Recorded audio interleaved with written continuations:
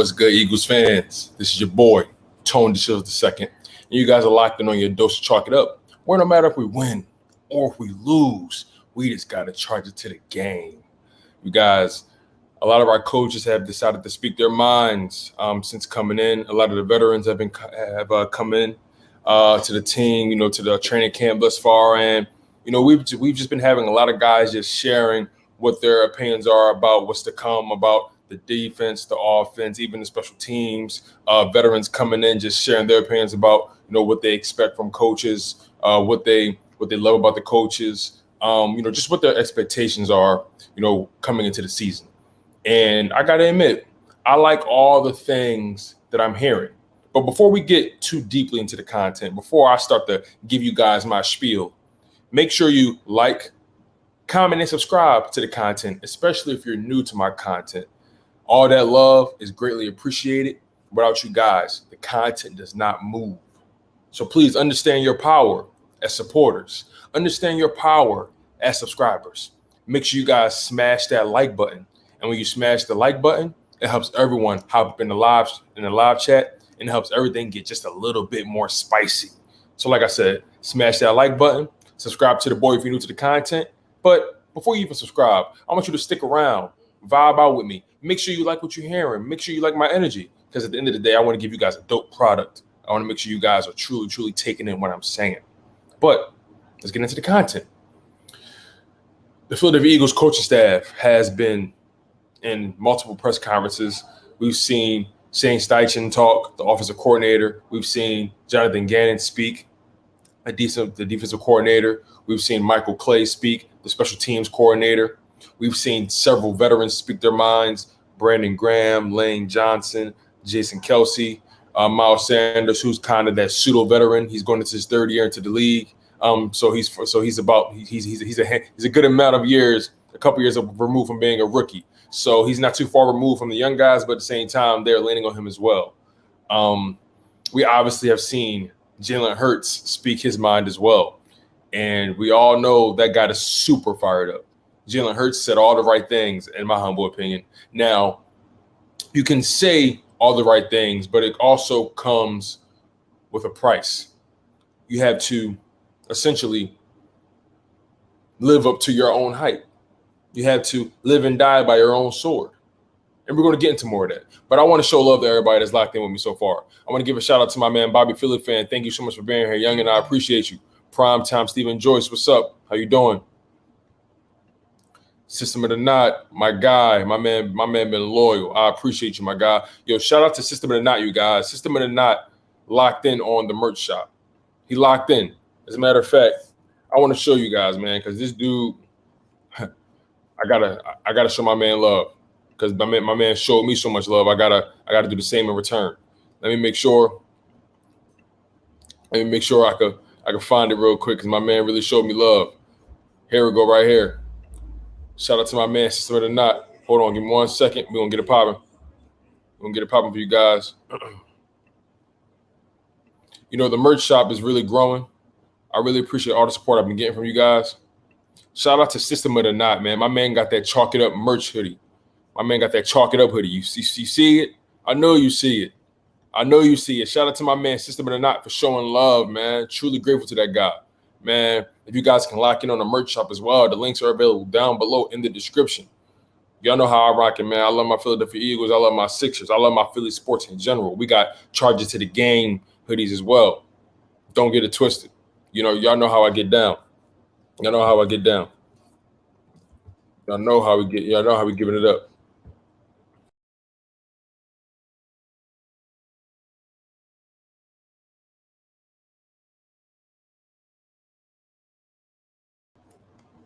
Sorry about that, you guys. Had a little technical error. My bad.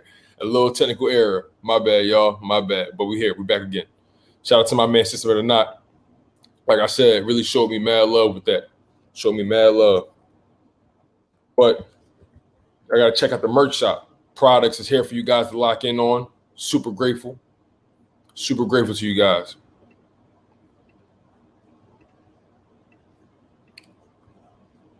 The merch shop is really going. This merch shop is really going up. We got Charges to the Game tees. You feel me? Y'all see how we rock and charge it to the game. You know, something simple, something light that you could rock in the summertime, you know. What else we got? We got it in red as well. Y'all know I gotta show y'all love. We got it in red. We even got charges to the game hoodies. Charges to the game hoodies come in different colorways, coming in red, coming in orange, coming in green. Man, we got it. We just got it for y'all. So I'm super grateful for you guys locking in with me. Truly appreciate you guys, man. Truly appreciate you guys. Want to give a shout out to my man, Jock Talk. What's going on, fam? We got 10 people on the live stream. We got Black Goliath here as well. Appreciate you, my guy. Eagles UK, what's going on, dog? Holding it down. We got Matthew Yukizumi Kigity. What's going on? Appreciate you for locking in. Super grateful.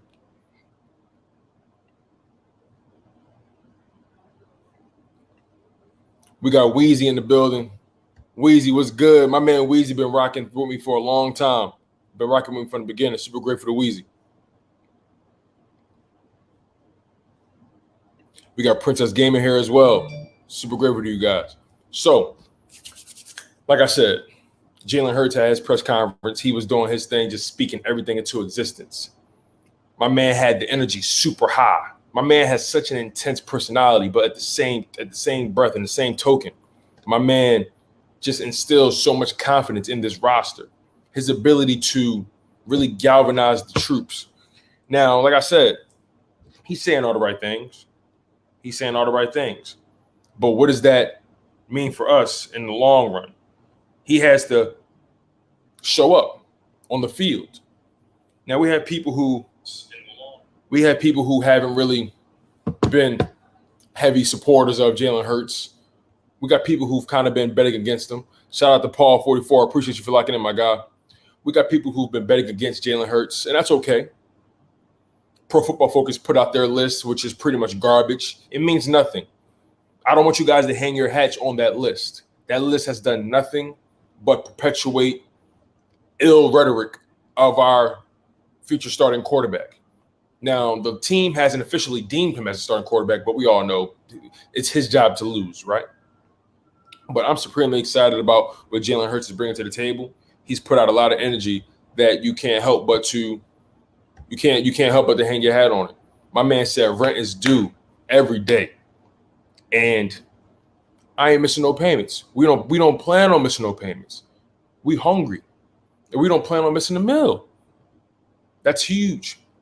He's embodying everything we want our starting quarterback to be, especially in Philadelphia. We're such a blue-collar city. Philadelphia is one of those cities that we get it from the mud each and every way we know how. Some people say we're one of the most toxic fan bases. I disagree. Now, sure, we have some fans who are very pessimistic about the season, but I can't blame them necessarily. We got 17 people on the live stream. Make sure you guys hit that like button. It really helps. But I can't blame people from being pessimistic about the season. I ultimately can't, especially based off how we looked last season and how many people we decided to get rid of. We moved on from. We moved on from some well-loved veterans. We moved on from number 11. We moved on from Alshon Jeffrey. We moved on from Deshaun Jackson. We moved on from Jason Peters. We moved on from Malcolm Jenkins 2 seasons ago. You know what I'm saying? There's reason to be pessimistic. We got an entirely new coaching staff. I understand why people would be so pessimistic about the season. But in the same breath, you are an Eagles fan. Do not forget that. You have a responsibility to still hold it down. But I'm not going to kill you for your opinion. It is what it is. But just make sure you keep the same energy. We need to feed off of all the love and all the hate. And that's how Jalen Hurts is moving. And I have no choice but to respect that man. I have no choice but to respect that athlete, that player, because he living and dying by his own sword. See, there's something beautiful about being in control of your own destiny, because I believe Jalen Hurts is in control of his. Now, the record, our team record by the time the end of the season comes will be a total team effort. But when it comes to his performance, when it comes to how he digests the playbook, digests the schemes, digests what's in front of him, pre-snap and post-snap, how he reacts to adversity, he can control that. And so far, that man hasn't shown me anything that he's not going to be capable. I can understand if you were really pessimistic, if the guy didn't seem as confident, if the guy didn't seem as sure in his own game. But the man is confident.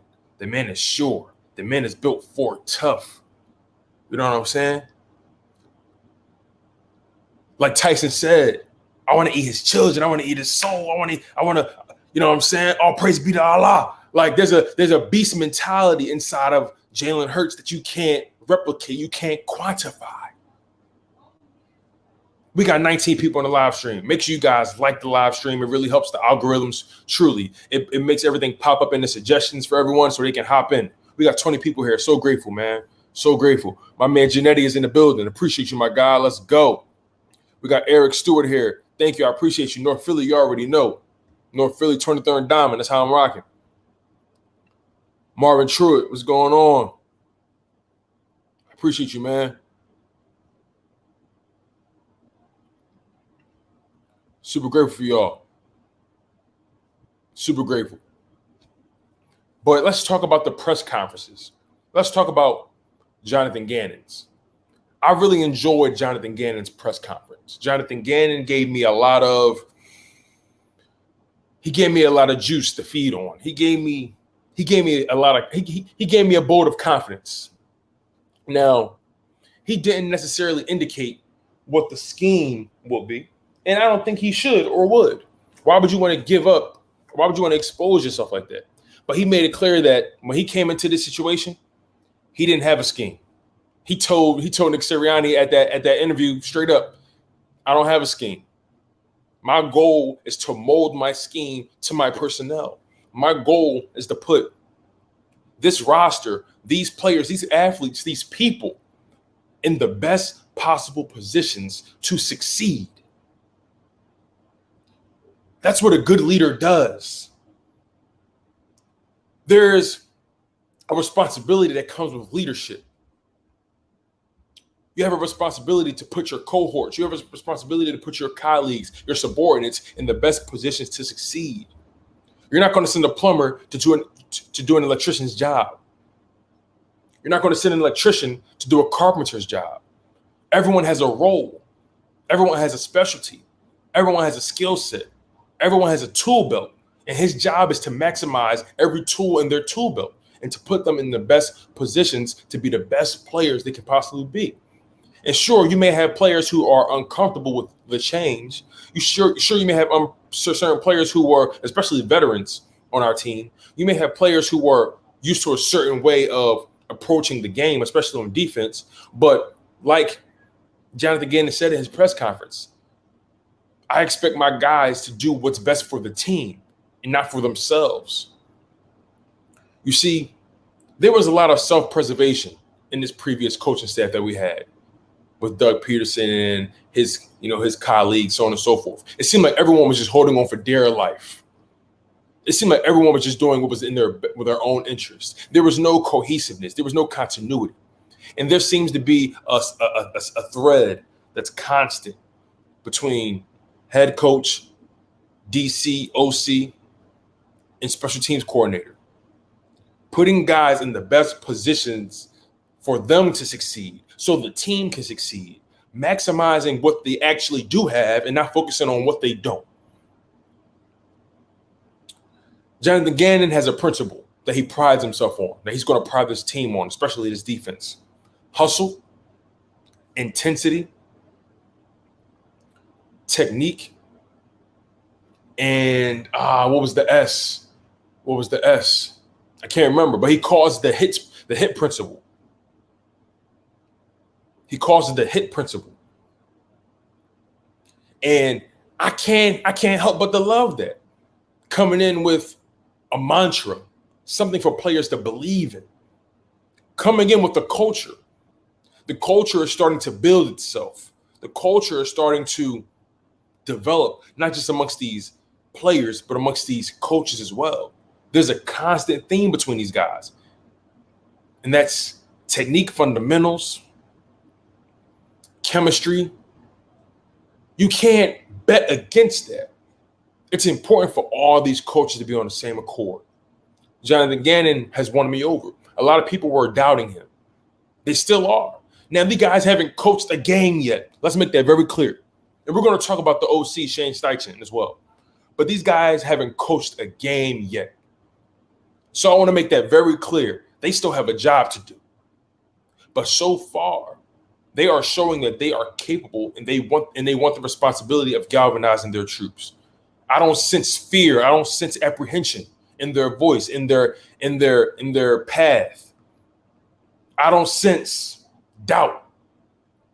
These guys welcome the Philly media. Now, when things are going bad, they may not love the Philly media as much today as they do. But it's their responsibility to give us a finished product. Now, this is going to be a learning curve, you guys. Do not expect this season to be smooth sailing entirely. I do have expectations, but do not expect this team to just be smooth sailing out the gate. No matter what, this is a new coaching staff. This is a new culture, a new chemistry. This is new for everybody at the end of the day. But what makes it beautiful is that everyone's starting from square one. Jalen Hurts is starting from square one when it comes to being the starting quarterback. Nick Sirianni is starting from square one, being a new head coach. Jonathan Gannon starting from square one, being a new DC. First time being a DC. Shane Steichen coming into his second year of being an offensive coordinator. Michael Clay coming into his first year being a special teams coordinator. All these guys are essentially in their infancy of their respective crafts. Devontae Smith coming in, rookie. All these guys are at their infancy in their development as coaches and as players. And everyone, even the veterans, are going to have to essentially learn the way this team is going to flow. But every player, every veteran, every leader on this team has said there's a new energy in the building that we can't deny. There's an energy about our head coach, our OC, our DC that we can't deny. It's important to have the right pieces, the right people around you. But you have to be patient. You have to be patient with not just your own development, but the development of your colleagues, the players around you. You're only as good as the next man. That's how I'm feeling. So far, this team, this coaching staff is slowly winning me over with their words, with their love of commitment, their willingness to adapt, their willingness to accept any and all challenges that come their way, especially with the veterans. Did you guys know Nick Sirianni, the head coach, all the coaches met with their veterans and they made it a clear point to get a feel for these guys? Personally, they called these guys straight up. They said, hey, listen, you guys, OTAs and mentor mini camp and rookie mini camp, we want to hear you guys' opinions on how this thing should go. Because you guys are the veterans. The guys, listen to your voices. You see, it's important when you're the new head coach to come in and establish that bond, that feeling of respect amongst the veterans, because they've been here. They've been here through the ups. They've been here through the downs. So it's important to check the temperature of those guys. And it's important to find out what those guys believe the team needs, because they have a better pulse on it than you do. And I think Nick Sirianni, Shane Steichen, Jonathan Gannon, Michael Clay, they understand that. They understand that they're the new guys in the building. And it's their responsibility to ingratiate themselves with these veterans, with these players. They understand that they have a responsibility to these veterans, because these guys are essentially on the tail end of their career. And these guys aren't looking to BS. These guys aren't looking to play around and go through a rebuild. These guys want to win. These guys want to compete. And they want to make sure their coaches on the real deal Holyfield. For these veterans, this is not a time to BS. We need to know, as veterans, and I'm speaking for them, these veterans are saying to these coaches, we need to know where your head's at, where your soul at. How much do you respect us as veterans? Nick Sirianni and his coaching staff went to their veterans to find out, how do you guys think this offseason should go? We need to find a compromise, because I value your guys' opinions. I value you guys as veterans, as leaders of this team. You guys are the pulse, the heartbeat. And without the heartbeat, this body will die. We need you guys to keep us afloat. We need you guys to hold us down, hold us accountable as coaches as well. It's important to keep things very, very in the clear eye view. We don't want to get too high, but we don't want to get too low either. It's important to understand that this is a transitional period. But at the same time, we cannot give up on this Eagles franchise. We cannot give up on this Eagles team. We have a lot of young guys in this building that want it. We got a lot of young guys in this building that feel it in their bones, in their marrow, that they want this. Last year didn't go the way they wanted it. Jalen Hurts said it best. That season did not go the way we wanted it to go at all. None of us was satisfied. None of us. So we understand what's at stake. We understand that we got this city dependent on us. We understand that the rent is due every single day, and we don't anticipate on missing no payments. How can you not get behind that, man? How can you not get behind this coaching staff? How can you not get behind this city? Philly, blue collar, getting it from the mud. This is what we do. This is what we live for. The national sports outlets, ESPN, Fox Sports 1, all those guys on the radio, all those guys, Hurts got them eating at the palm of his hand, because they understand with that position comes great responsibility as the starting quarterback. You have a responsibility to set the tone as the bona fide leader. This team will only go as far as you take them. He got everybody eating at the palm of his hand. It's so funny because last week everybody was like, I don't know if Jalen Hurts is the guy. I don't know if Jalen Hurts is capable of pulling his team out of the depths of hell. I don't know if Jalen Hurts has it in him to elevate the game of not only himself, but the people around him. But now my man delivers a passionate, well thought out press conference that was clearly organic, genuine. And now these guys are rocking for some reason. They believe somehow. There's nothing like that belief. You see, Philadelphia is one of the more turbulent franchises in the NFL. When I say turbulent, I mean we ruffle feathers. We the most hated. We the most doubted. People bet against us all the time. They don't want to see us win. I'm on my Khaled. They don't want to see us win. They don't want to see us make it to the mountaintop. But it's possible if we build, if we stay patient, we keep our eyes on the prize as a fan base, as a franchise, as supporters of this team. It's important for us, like I said, to not get too high, to not get too low. We got Eagles fans all across this country, all across this planet. We got Eagles fans in New York holding it down. We got Eagles fans in Dallas holding it down. We got Eagles fans in the DMV holding it down. We got Eagles fans on the West Coast holding it down. We got Eagles fans in the UK, in Europe holding it down. We got Eagles fans in Australia holding it down. Shout out to Jordan Mailata being that thread to the Aussies. Good day, mate. We're here. We want to win. And I'm rocking with this vibe we have. At the end of the day, they gotta put the tire to the pavement. They gotta put the tread to the street. They got a lot to prove at the end of the day. They got a lot to prove at the end of the day. But there's nothing like having that vote of confidence. It's nothing like having a mentality that you can believe in. And no one's going to ever take that away from us. Again, things are going to get real interesting once the season begins. What happens when we start losing? Will we remain committed to the team then? Will we remain committed to the coaching staff then? And again, I want to be as transparent as possible because this is our reality. We all lock in on this team so much. We all have this undying commitment to this franchise.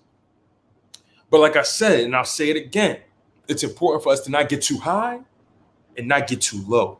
We have to understand that this is a new coaching staff. This roster is very young. And there's going to be some bumps along the road. But how will we respond as a fan base? How will we respond as a city? How will this roster respond? How will this coaching staff respond in the face of adversity? How will they adapt on the fly? It's important for us to really recognize how good this team can be, but also recognize how bad they can be. Positive and negative do not exist without each other. A battery only operates with the positive and the negative side. So if we want to stay charged up, we got to acknowledge the positive and acknowledge the negative. Y'all smell me? Yes. I'll say it again. These guys have proven nothing. And make sure you guys hit that like button. We got 39 people on the live stream. Super grateful for you guys locking in. I'm feeling it right now. My heart is beating. My pulse is going. I watched all these press conferences. And yes, ultimately, there's a lot to be done. Ultimately, it's lip service. These guys have done nothing yet. But at the same time, doesn't it feel good to have someone that you can believe in? Doesn't it feel good to see a constant theme amongst your coaching staff, to see a legit message that's permeating through? It feels good. Chemistry, technique, fundamentals, maximizing your players' talents, maximizing what they are capable of doing and not focusing on what they can. And then as the season progresses, we develop these guys. That's what was missing previously in our history. This previous era, we didn't develop guys.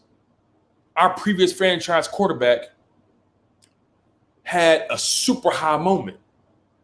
And then it was just chipping away, just getting lower and lower and lower and lower and lower. So is it fair to say our previous coaching staff failed our previous quarterback? Yes, it is. They failed him in his development. They failed him in putting the proper pieces around him. But they didn't fail that bank account. And I don't pocket watch. It is what it is. They had enough confidence in him to pay him. But at the same time, you didn't develop this man. You allowed this man to get fat. You coddled this man. You didn't hold this man accountable and put him to the fire. But nonetheless, our present is our present, and our past is our past. We live and learn from it. We live and learn from it. And that's the beautiful thing about life. You can face the adversity. You can go through the massive downs, but there's no way you can't get back up. It's not about you getting knocked down. It's about how do we respond. It's about the fact that can we get back up? I'm ready to get back up. I'm tired of laying on the ground. I'm tired of being the laughingstock of the NFC East. I'm tired of being the laughingstock of the NFC. I'm tired of being the laughingstock in the NFL. A statement needs to be made. And it can't end at the press conference. It can't end at the press conference. It has to carry its weight all through the offseason, through the preseason, through the regular season, and Lord willing, the playoffs. This team has a lot of work to do. This team is far, far from the promised land. But the key is to get into the dance. And if you dancing, baby, hey, listen, you got to keep going until the final song. And that's how I'm rocking. That's how I'm feeling. That's where my heart is at. Like I said, we got people who are a little bit more pessimistic about the season. I get it. I totally get it. I'm not going to act like I'm asking you to jump off. I'm not asking you to jump off a bridge. I get it. But we got people who are undoubtedly all for what's going on. I get it. You know what I'm saying? But remember, we can't get too high because these guys still got to play every single snap. Jalen Hurts still got to throw that ball. He still got to hike that ball. This offensive line still got to block. Everyone has to stay healthy. That's the most important thing. Everyone has to stay healthy. Health is wealth. Health is wealth. We went through our worst. I've never seen a season like it as far as being that injured. I've never dealt with a season like it. Somebody tell me different. I've never felt anything or seen or experienced anything like it. When everybody left and right was going down. Everybody. It was like a war zone. But we're here. We made it out alive. You know?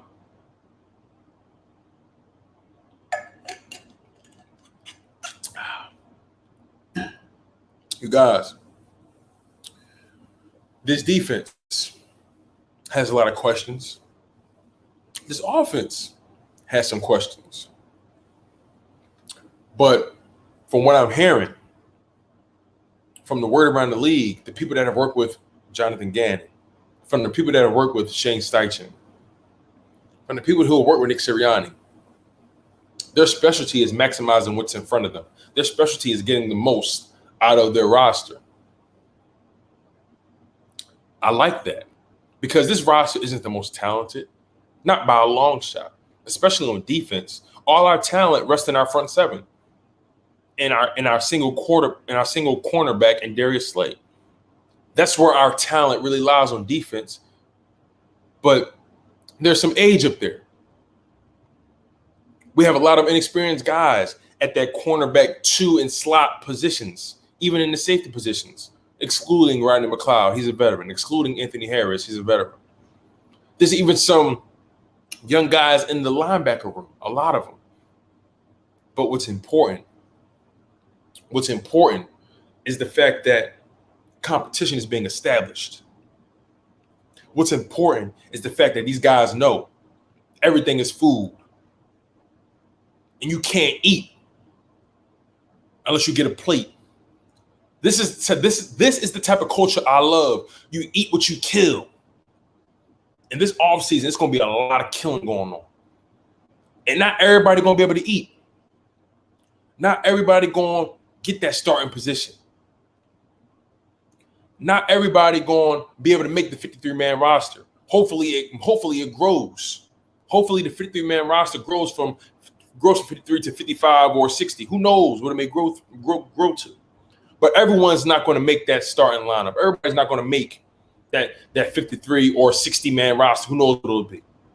But what's important is to maximize your time. It's important to maximize what's been given to you. It's important to take advantage of the opportunity that you have. It's extremely important. It's also important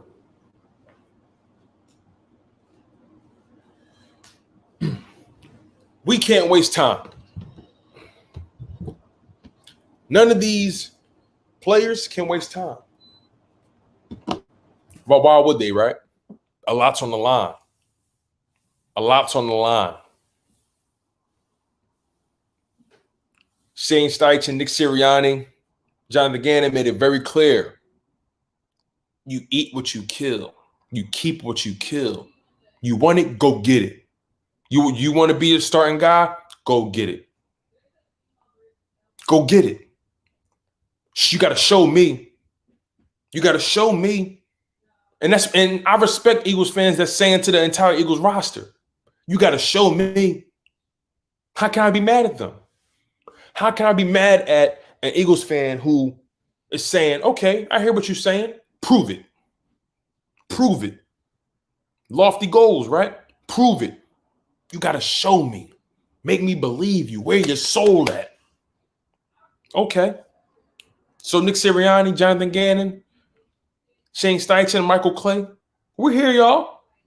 Jalen Hurts, Miles Sanders, Devontae Smith, Jalen Reagor, Brandon Graham, Fletcher Cox, Jason Kelsey, Lane Johnson. We here, y'all. Kevon Wallace, Rodney McLeod. We hear y'all. Darius Slay. We hear y'all. We see y'all. We hear y'all loud and clear. You know what I'm saying? Kenny Gainwell, Milton Williams, Sean Bradley, Eric Wilson, Ryan Kerrigan, Jannard Avery. We hear y'all. We see y'all. But you got to show us. You got to show us. You got to show us. You know what I'm saying? We gotta approach this season with a Kwame Brown mentality. We gotta approach this season with a Kwame Brown mentality. We keeping the receipts. And now it's time to cash them in. What you say? You said this. Keep the same energy. We approaching this season with a Kwame Brown mentality. We keeping the receipts. We keeping the receipts. Oh, you was saying this. I remember that. Where you at now? Come on, man. Same thing go for the Philadelphia 76ers. A lot riding on those guys. Can they pull it off? I know this is the Eagles live stream, but hey, real quick, can the Sixers pull it off? A lot riding on them. Talk heavy. Be about it. Let's see what happens. The playoffs has begun. You know what I'm saying? You feel me? Show me the receipts. Philadelphia Eagles. We keeping the receipts. We keeping track of everything y'all saying in this offseason. Like I said, y'all got to show us. And I believe in y'all. I will always believe in my dirty birds. You know what I'm saying? I will always believe in my birds. But you got to show me. Make me believe you. Make me feel you. You know what I'm saying? You know, this is one of my favorite shirts, right? And I love it for everything that it is. Mike Tyson. The way Mike Tyson approached his craft. He made sure to study the greats. He made sure he was a student to his game. Sure, my man had his trials and tribulations throughout his life. But aside from that, as an athlete, as a competitor, as a warrior, as a gladiator, everything was food to that man. So Philadelphia Eagles coaching staff, even the front office, y'all too. How y'all feeling? Where y'all souls at? Like I said, we got Eagles fans all across the nation. We need y'all to hold it down. We got Eagles fans, like I said, north, south, east, west. You know what I'm saying? All over. We got 39 people, 38 people in the live stream. Thank y'all so much for locking in. This is the energy I'm on today. I went to work. I've been thinking about this all day. I've been watching press conferences all day. And I've just been listening to these guys talk. I've been listening to these guys explain what their plans are. And I'm like, okay. I hear y'all. I see y'all. I want to believe it. I'm not saying I'm doubting y'all. I'm not saying I ain't got no faith. But you got to show me. We got 41 people in the live stream. Let's go. Let's get it to 50. Make sure you hit that like button. If you're just coming in, do not forget to hit that like button. It really helps spike the algorithms. It really helps new people that aren't familiar with the content pop in. We're trying to get this live chat spicy. I'm your boy, Tone DeShields II. And you guys have been locked in on your dose of chalk it up. Where no matter if we win or if we lose, we just got to charge it to the game.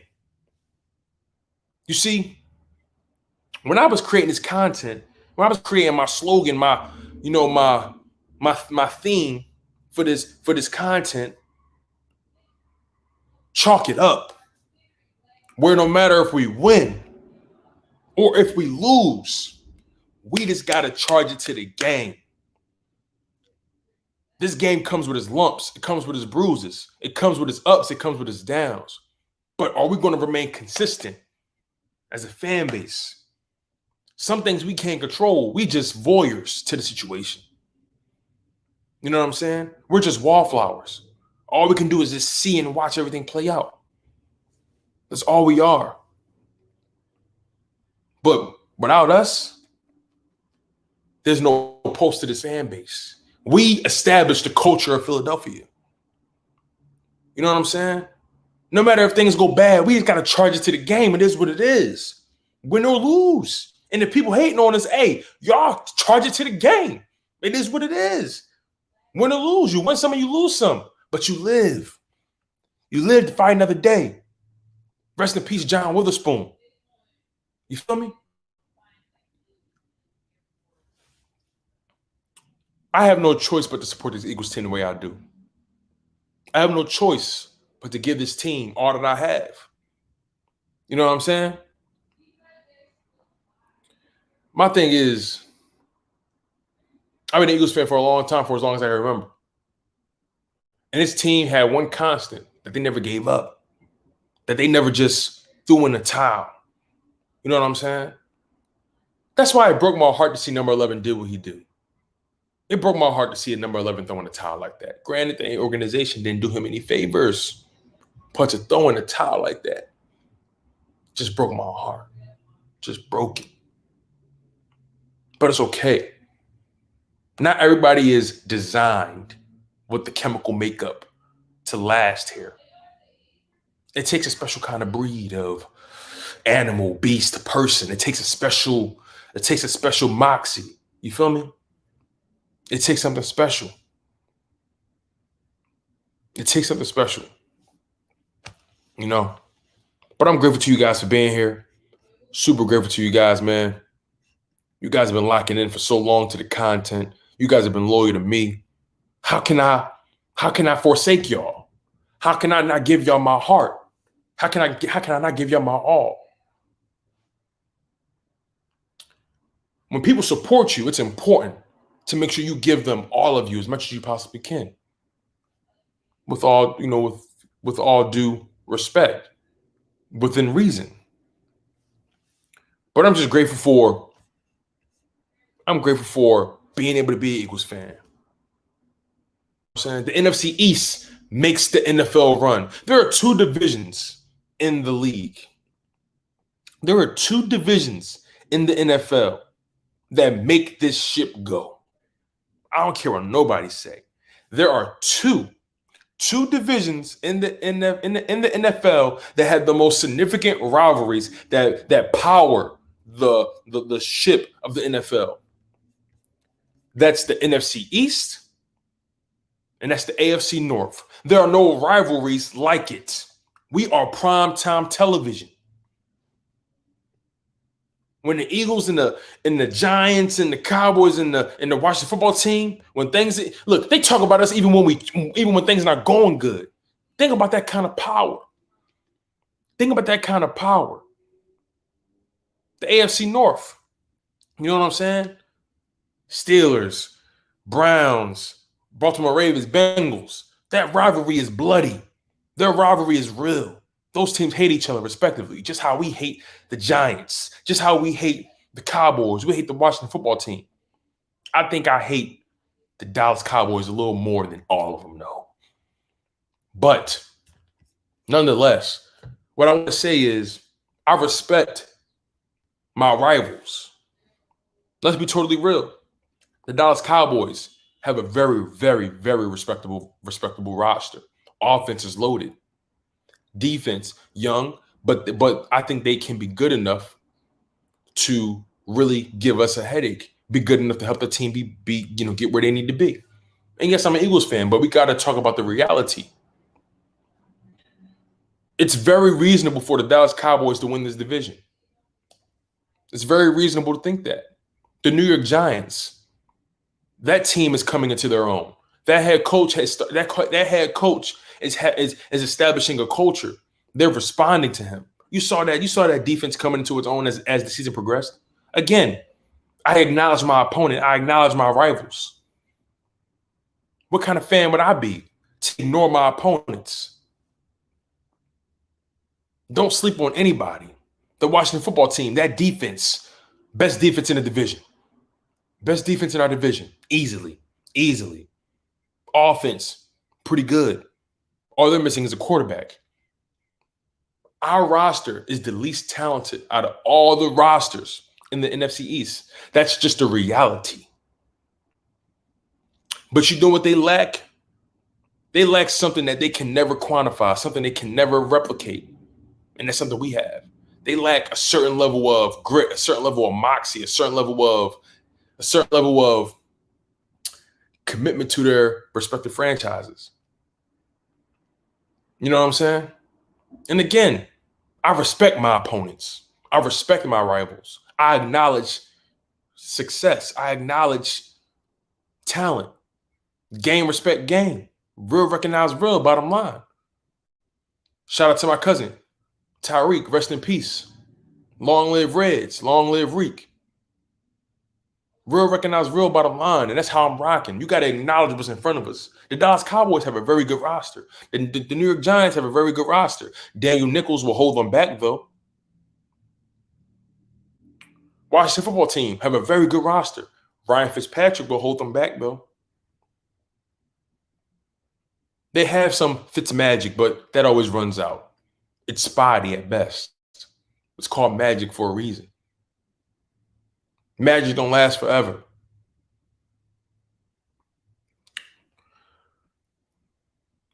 This young staff, this youth movement that's coming in is really exciting. I can't wait to see Devontae Smith ball out. I can't wait to see Kenny Gainwell ball out. I can't wait to see Milton Williams coming in that rotation and wreak havoc. I can't wait to see Miles Sanders do his thing. I can't wait to see Dallas Goedert snap. I can't wait. I can't wait. I can't wait to see Jalen Reagor finally come into his own. But we got to stay healthy. We got to stay healthy. We got to stay healthy. I want to shift gears a little bit. I want to talk about something that's been bothering me tremendously. We got 36 people on the live stream. Thank you guys so much for being here. Make sure you guys like and subscribe to the content, especially if you're new. I'm so grateful to you guys. But I want to talk about something that's really been bothering me. I want to talk about the elephant in the room. Zach Ertz. Now, let me say this before I get too deep into this. Zach Ertz is easily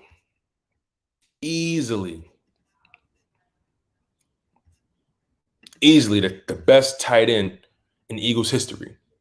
He is the best tight end in Eagles history. He will go down as a Philadelphia Eagles Hall of Famer, without question.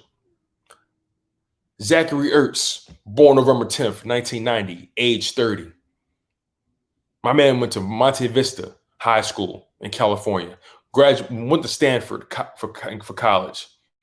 Drafted in 2013, round 2, pick 35 by the Philadelphia Eagles. My man is a 3-time Pro Bowler, a first-team All-Pro. Broke the record for most receptions by a tight end in the season with 116 receptions. Pac-12 champion, unanimous All-American, first-team All-Pac-12. A Super Bowl champion, caught the game-winning touchdown. That man gave us a lot. He gave us a lot. Shout out to his wife also, Julie Ertz.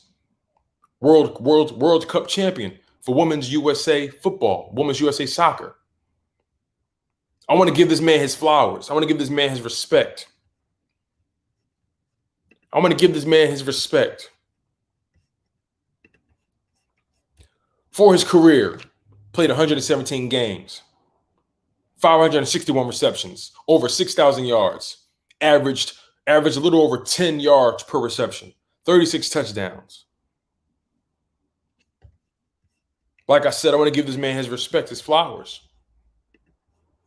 But now let's talk about what's really on my mind. Zach Ertz, you have to go. You have to go. It's time for you to go. Word is, you don't plan on participating in any off-season activities. Fine. But you have to go. It's just that simple. I love you. You have given this city your all. We won a Super Bowl together. We are forever tied at the hip. But my brother, you have to go. I will not allow you to be a distraction for what we're trying to build here. I will not allow you to get in the way of the development of Dallas Goedert. You have to go.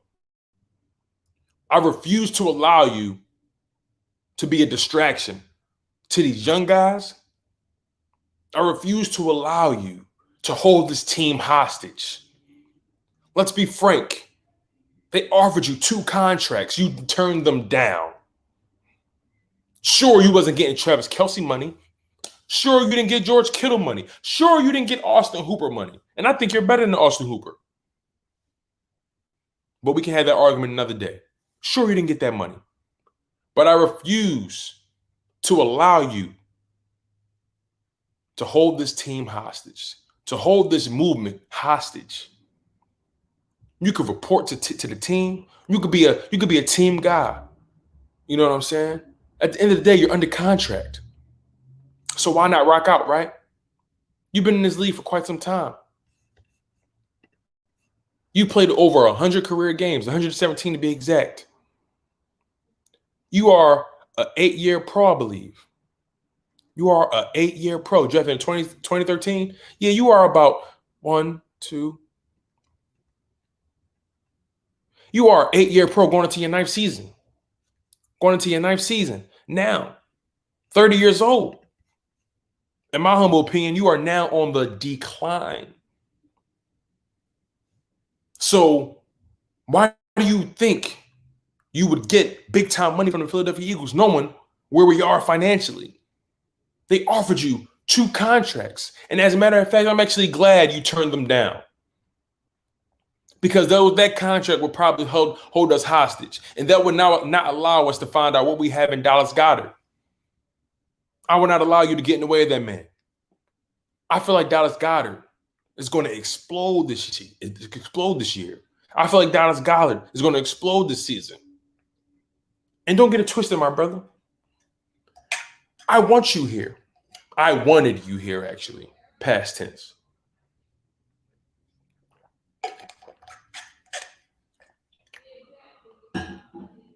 I had high expectations for you, Zach Ertz, coming into the season.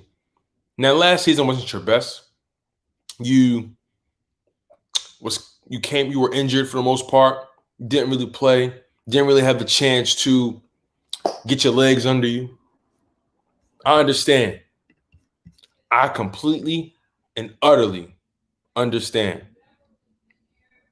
I'm not going to act like things were smooth.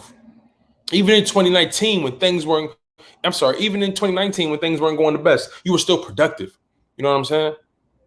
But you only played 11 games last season. Why do you think you're going to get big money? A 30-year-old tight end who really isn't the most dynamic. You have hands like glue. You have hands like glue.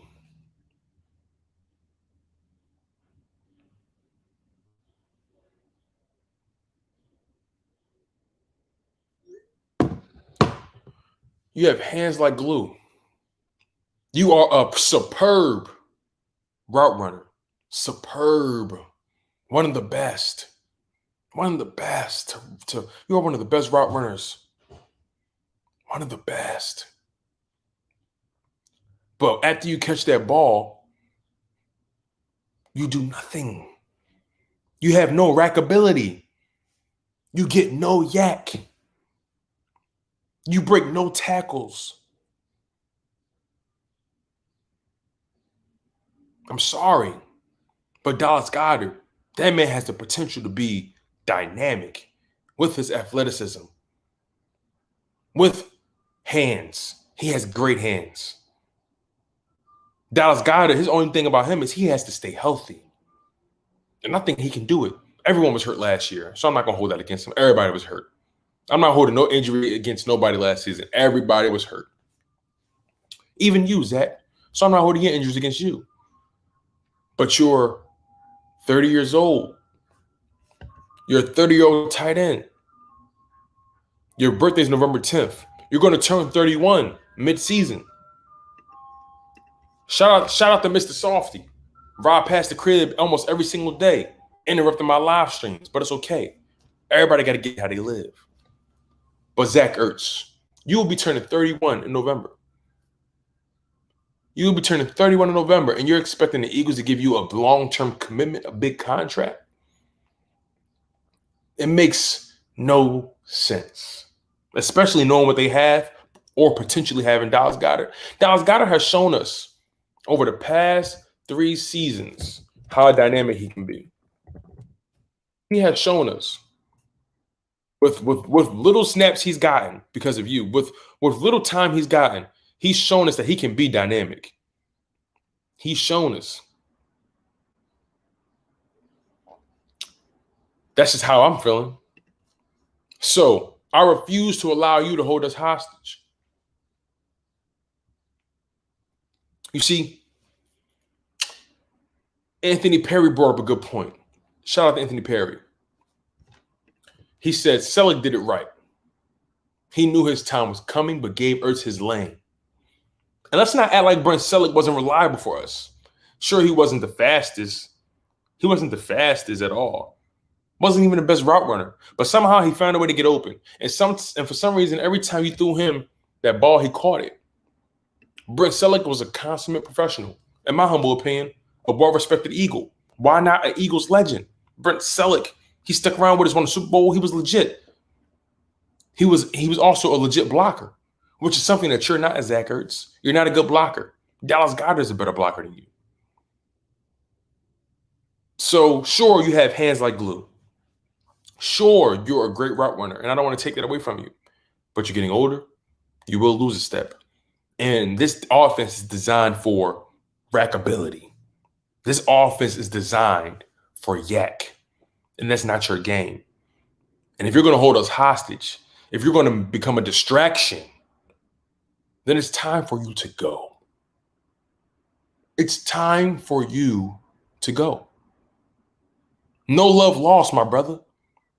I am grateful for everything you have given this city. I am grateful for you establishing roots here. You became a man here. You became a man in Philadelphia. And I will never take that away from you. I will never take away what you and your lovely wife, Julie Ertz, did for this city on the philanthropy side of things. I would never forget the respect you guys brought to the tight end position. I will never forget what you helped bring this team in the 2017-2018 season. I will never, ever forget that. In the 2017-2018 season, Zach Ertz, you played in 14 games, started 13 of them, 74 receptions, 824 yards, average 11 yards per catch, 8 touchdowns, which essentially ties your career high, which was a career high. You matched it in 2018.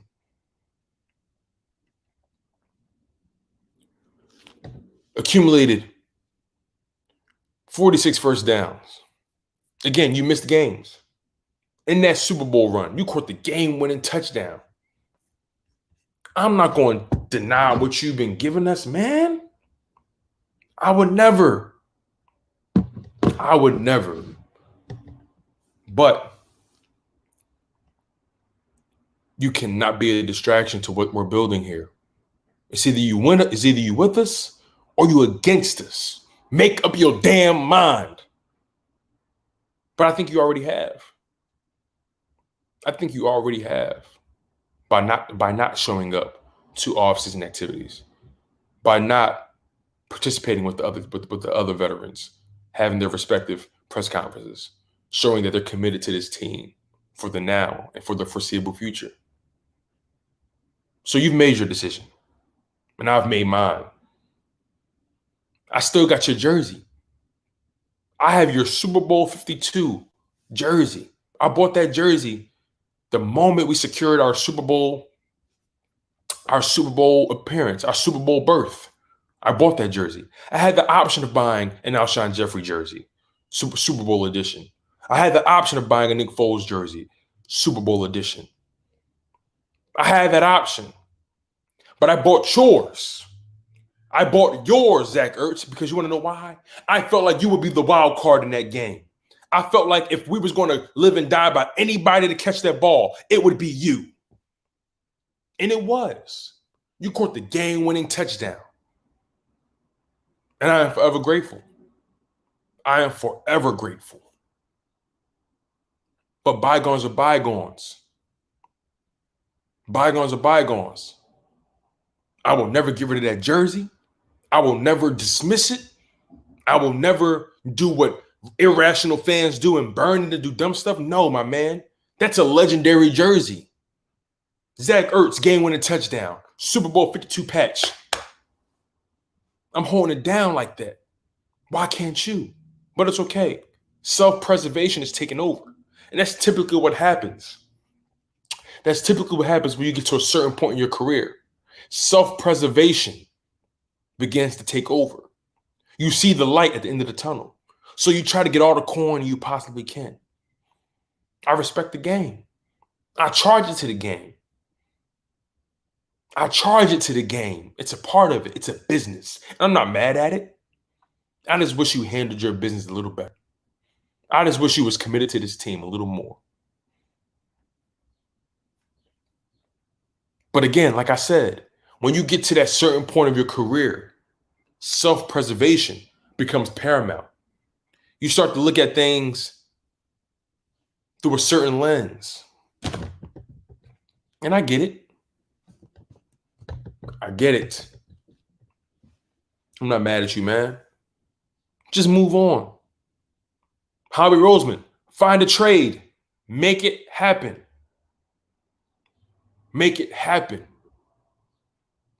Stop holding on to this man thinking he's going to change his mind. Stop holding on to this man. Let him go. Let him go. It's okay.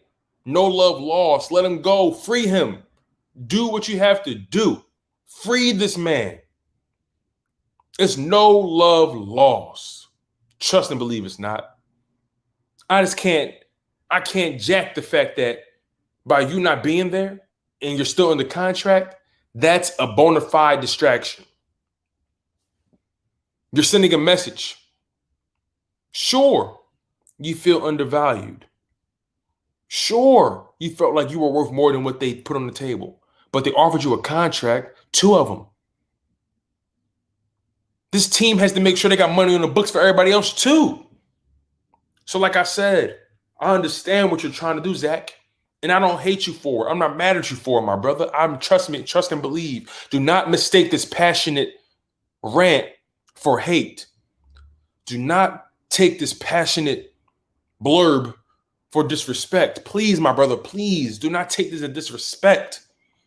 This is just me being passionate about the logo. This is me just being passionate about what I believe in. I believe in the black and green. I believe in the black and green. I believe in you and I believe in you.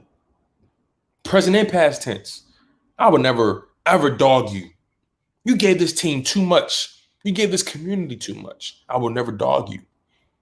I don't even think I'm dogging you. And if people think I'm dogging you, then they can feel how they feel. But trust and believe, I'm not. Trust and believe, this is only passion. I understand you got to go and get the bag, my brother. You got to go and get the bag. How can I hate you for that? How can I? So, June 1st can't come soon enough. Something will happen, be it if they cut you and you get picked up, or if we trade you for something. I would love to get something out of the situation. I don't care what it is. 4th rounder, 5th rounder, 2/5. I don't care. I don't care. And Mr. Softy is back again, you guys. Hey, listen, get your coin, Mr. Softy. I ain't mad at you, my brother. You see, everybody got to get their money. We are in a pandemic. Everybody got to get their money. I ain't mad. Do what you got to do. But don't hold us hostage in the meantime. Howie Roseman, do not hold us hostage in the meantime. Make a move. Make a decision. Cut ties. Cut ties. No love lost. Zach Ertz will never have to pay for another Philly cheesesteak again. He will never have to pay for another cheesesteak again. He will never have to pay for another water ice again. He will never have to pay for another pretzel again. You feel me? That's how much love you got in this city. People understand what it is, man. You gave your blood, sweat, and tears, figuratively and literally. I saw your press conference at the end of the season. I saw it. And I felt you, my brother. And I knew it was the end. I knew it was the end. So I respect you. I love you. You're going to always be forever enshrined in Eagles lore, in Eagles history. Forever enshrined. There will never be another. There will never be another. But it's Dallas Goedert's time. I have high expectations for Dallas Goedert. I have high expectations for Devontae Smith. I have high expectations for Jalen Reagor. I have high expectations for Travis Fulgham. I have high expectations for Miles Sanders. I have high expectations for Jalen Hurts. I have high expectations for this offensive line. Lane Johnson, Brandon Brooks, Jason Kelce, Isaac Seumalo, Jordan Mailata, Andre Dillard, Landon Dickerson, Casey Tucker. I have high expectations for Luke Juriga, Nate Herbig, Jack Driscoll, LaRaven Clark. I have high expectations for Quez Watkins, John Hightower, Trevon Grimes, Jamon Osborne, Greg Ward Jr., J.J. Arcega-Whiteside. Listen, man, the expectations for you are gone. I don't know what's going to happen with you. I have high expectations for this defense. I have high expectations for Derek Barnett. Let's talk about Derek Barnett for a moment. Let's talk about Derek Barnett for a moment. We're shifting gears from Zach Ertz. Let's talk about Derek Barnett, the man who has underperformed.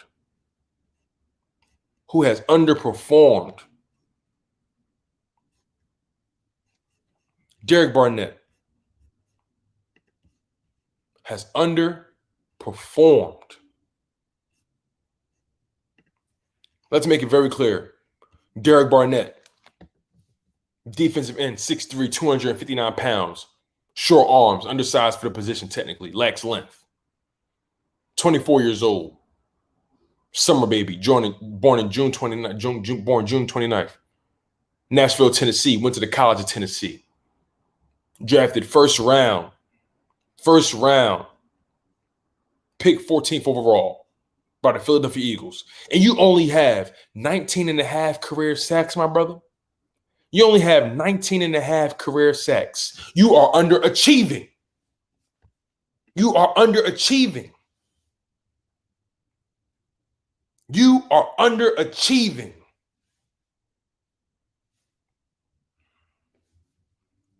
You were drafted first round, 14th overall.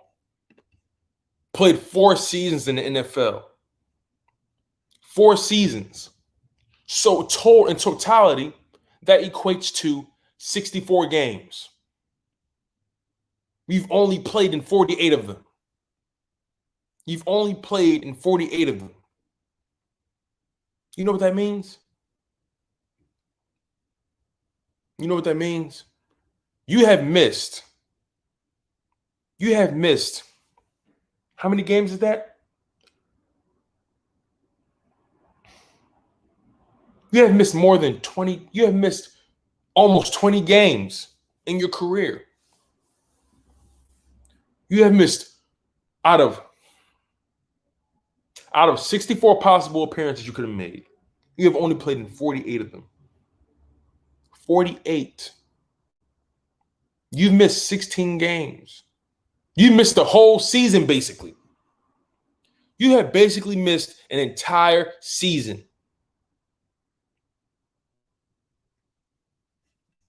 And you only accumulated 19 and a half sacks for your career.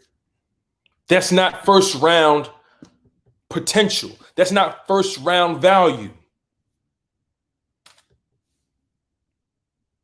It's a reason. It's a reason why we're adding depth with the defensive line, because we can't trust you to even be there, let alone produce.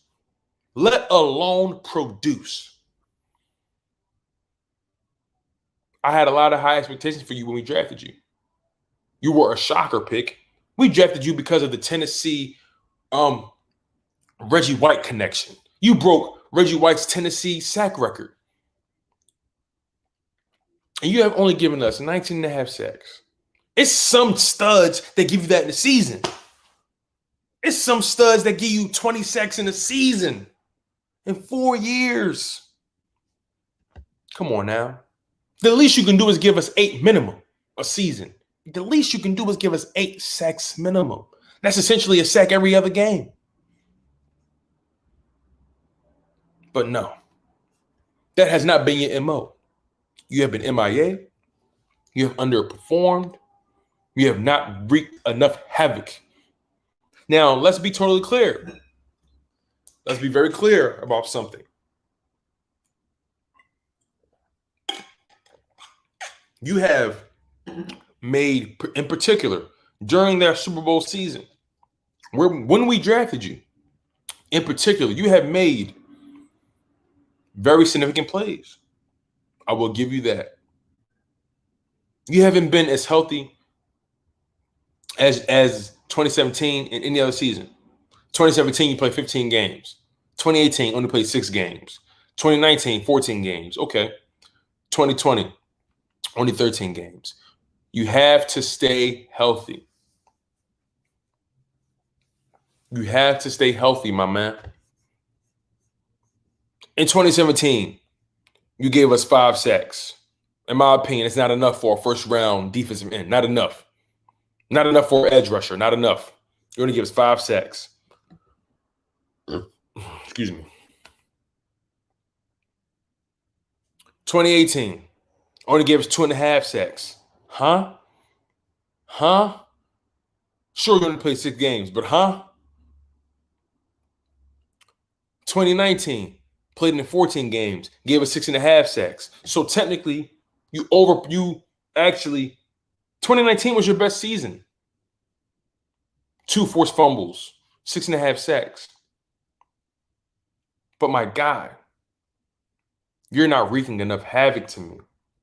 You're not closing the deal. You got more quarterback hits than you got. Now you're going to always have more quarterback hits than sacks. That's just the reality. But I expect you to finish the deal. In 2017, like I said, you had 5 sacks and 16 quarterback hits. That essentially means 11 of those 16 times you didn't close the deal. Sure, maybe now we can account for the quarterback getting rid of the ball before you got there and you just hit him. Okay, we'll do that. So let's move on. 2018, you got hurt. Only played 6 games. 2.5 sacks, 11 quarterback hits. That means 8.5 of the times you didn't close the deal. 2019, 22 quarterback hits, only 6.5 sacks. That means about 15.5 times you didn't close the deal. 2020, 5.5 sacks, 16 quarterback hits. That means 10.5 times you didn't close the deal. You didn't close the deal.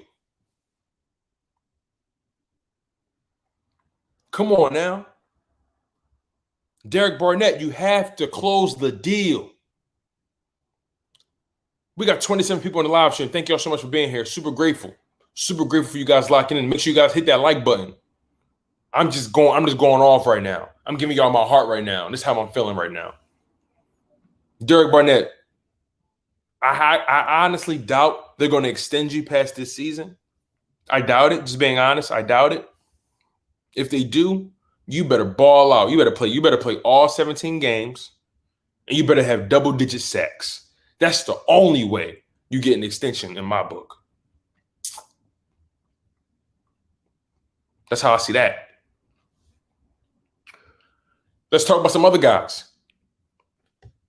Brandon Brooks, my brother, you have to stay healthy as well. Now, I want to give you respect because you somehow, some way always manage to come back when people don't think you have it in you.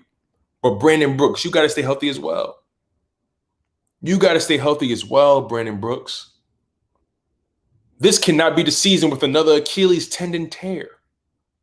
This cannot be the season of injury anymore. Lane Johnson got his surgery. Lane Johnson, stay healthy, my brother. It's all love. And I want the Philadelphia Eagles to ride. I want the players to understand something. This is my passion. This is how I'm feeling internally. This is not hate. This is not disrespect. This is me actually showing how much faith I have in you guys. My expectations for you guys are high because I know what y'all see. I know what y'all have. I know what y'all have. And sometimes y'all don't show it. Health is wealth. Health is wealth.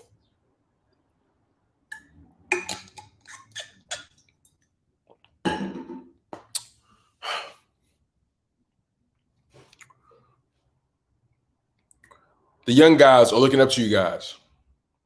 The young guys are paying close attention. You guys got to set the tone. The tone must be set from top down. The front office has set the tone.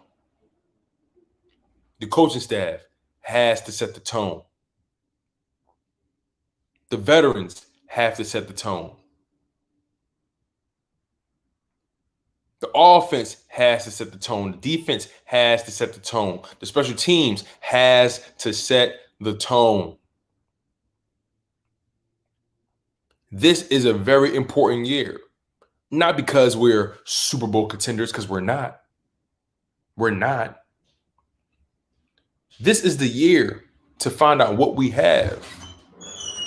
This is the year to find out just how real this roster is. We don't know. We don't know. We do not know. We need to find out what this is. And am I really asking for a lot? Am I asking for a lot, Pagan? To ask for guys to remain healthy, am I asking for a lot, really? Am I asking for a lot for guys to do their jobs? Am I asking for a lot for guys to set the tone, to establish a culture? Am I really asking for a lot? I think what I'm asking for is basic. I'm not even talking about numbers. I'm not even talking about stats. I'm not even, come on, let's be real. I'm not even talking about numbers. I'm talking about just showing up. I'm talking about just showing up. Is that really a lot to ask for, Pagan? Come on, my brother. With all due respect, come on, man. You capping. Nah, my brother. If I'm asking for a lot, then you don't feel me then. Straight like that. I'm asking for a lot. Now I want to check the temperature of everybody. I want to check the temperature of everybody. Am I asking for a lot for these guys to just show up and do their jobs? Am I asking for a lot for guys to just stay healthy? Am I really asking for a lot? Tell me. And that's your opinion. I'm not going to dog nobody for their opinion, for one. We all got one. What I'm saying is not law. This is just my passion. This is just how I'm feeling. At the end of the day, this is Philadelphia. This is Philadelphia. Come on. To have a season with no major injuries, is that asking for a lot? To ask for Derek Barnett to show up and give us a return on our investment, is that a lot? To ask for Brandon Brooks to play a full season, is that a lot? Is it really? To ask for Zach Ertz to ask for Howie Roseman to do right by Zach Ertz and move on, is that a lot to ask for? To expect our head coaches and our coordinators to do their jobs and be creative and adapt, is that asking for a lot? You know what's asking for a lot? You know what's asking for a lot? Asking for Jalen Hurts to throw 5,000 yards. That's asking for a lot. That's asking for a lot. You know what I'm saying? Asking for a lot is starting to put numbers on people. Asking for Jalen Hurts to throw 50 touchdowns. Asking for Derek Barnett to get 20 sacks. That's asking for a lot. I'm just asking for Derek Barnett to scratch 10 sacks. They added another game. You can't get a sack 10 out of... You don't even got to get multiple sacks a game. You can't get a sack out of 10 out of 17 games? First round talent? Come on. Now, this defense, like I said, from top to bottom, is not the most talented. They got a lot of veterans on it that have built up equity in this league. But this defense is very shaky. This defense has a lot to prove. So does this offense. But the defense, more than anything, has a lot to prove because they're not the most talented. They're not the most talented. So I'm expecting Jonathan Gannon, like he said in his press conference. Like I said, you put the energy out there, we will respond to it. Whatever you put on the table, we eat it. So at that point, Jonathan Gannon says, our goal is to put players in the best positions for them to succeed and maximize their potential. We're not going to put our guys in compromising positions. That's not our goal. That's not our goal. Our goal is to maximize what you can do best and put you in positions and do what's best by the team. So if that's his goal, okay, I'm rocking with that. I'm rocking with that. So I think what I'm asking for is actually pretty modest. Live by what you say, be a man of your word, and just be healthy. Straight like that. I'm asking for health, and I'm strictly asking for continuity and consistency and adaptability. Is that really too much to ask for? I think not. Like I said, we can't get too high. We can't get too low. We gotta approach this season on a game by game basis because no matter how much they talk in their press conferences, no matter how much lip service they give us, and trust and believe, I'm enjoying it. I love the culture that we're trying to build. I love what Jalen Hurts has been saying. I love what everyone's been saying. But all they have been doing is saying. All they can do is play. All they can play. All they can do is play. The season hasn't started yet. So we still have a lot of things to do. We got a lot of things to do. And all I'm asking for is for these guys to be men of their words. All I'm asking for is effort, commitment, passion, and health. That's not too much to ask for. That's not too much to ask for. Like I said, I'm not even putting stats on these guys yet. The only person I put a stat on is Derek Barnett. It's because he in a contract year, and he was a first-round pick, and I'm expecting a lot from him for breaking Reggie White's sack record.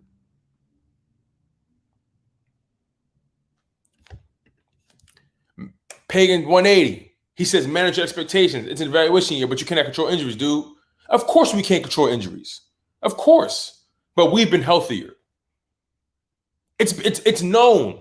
It's known that the previous coaching staff did not manage injuries correctly.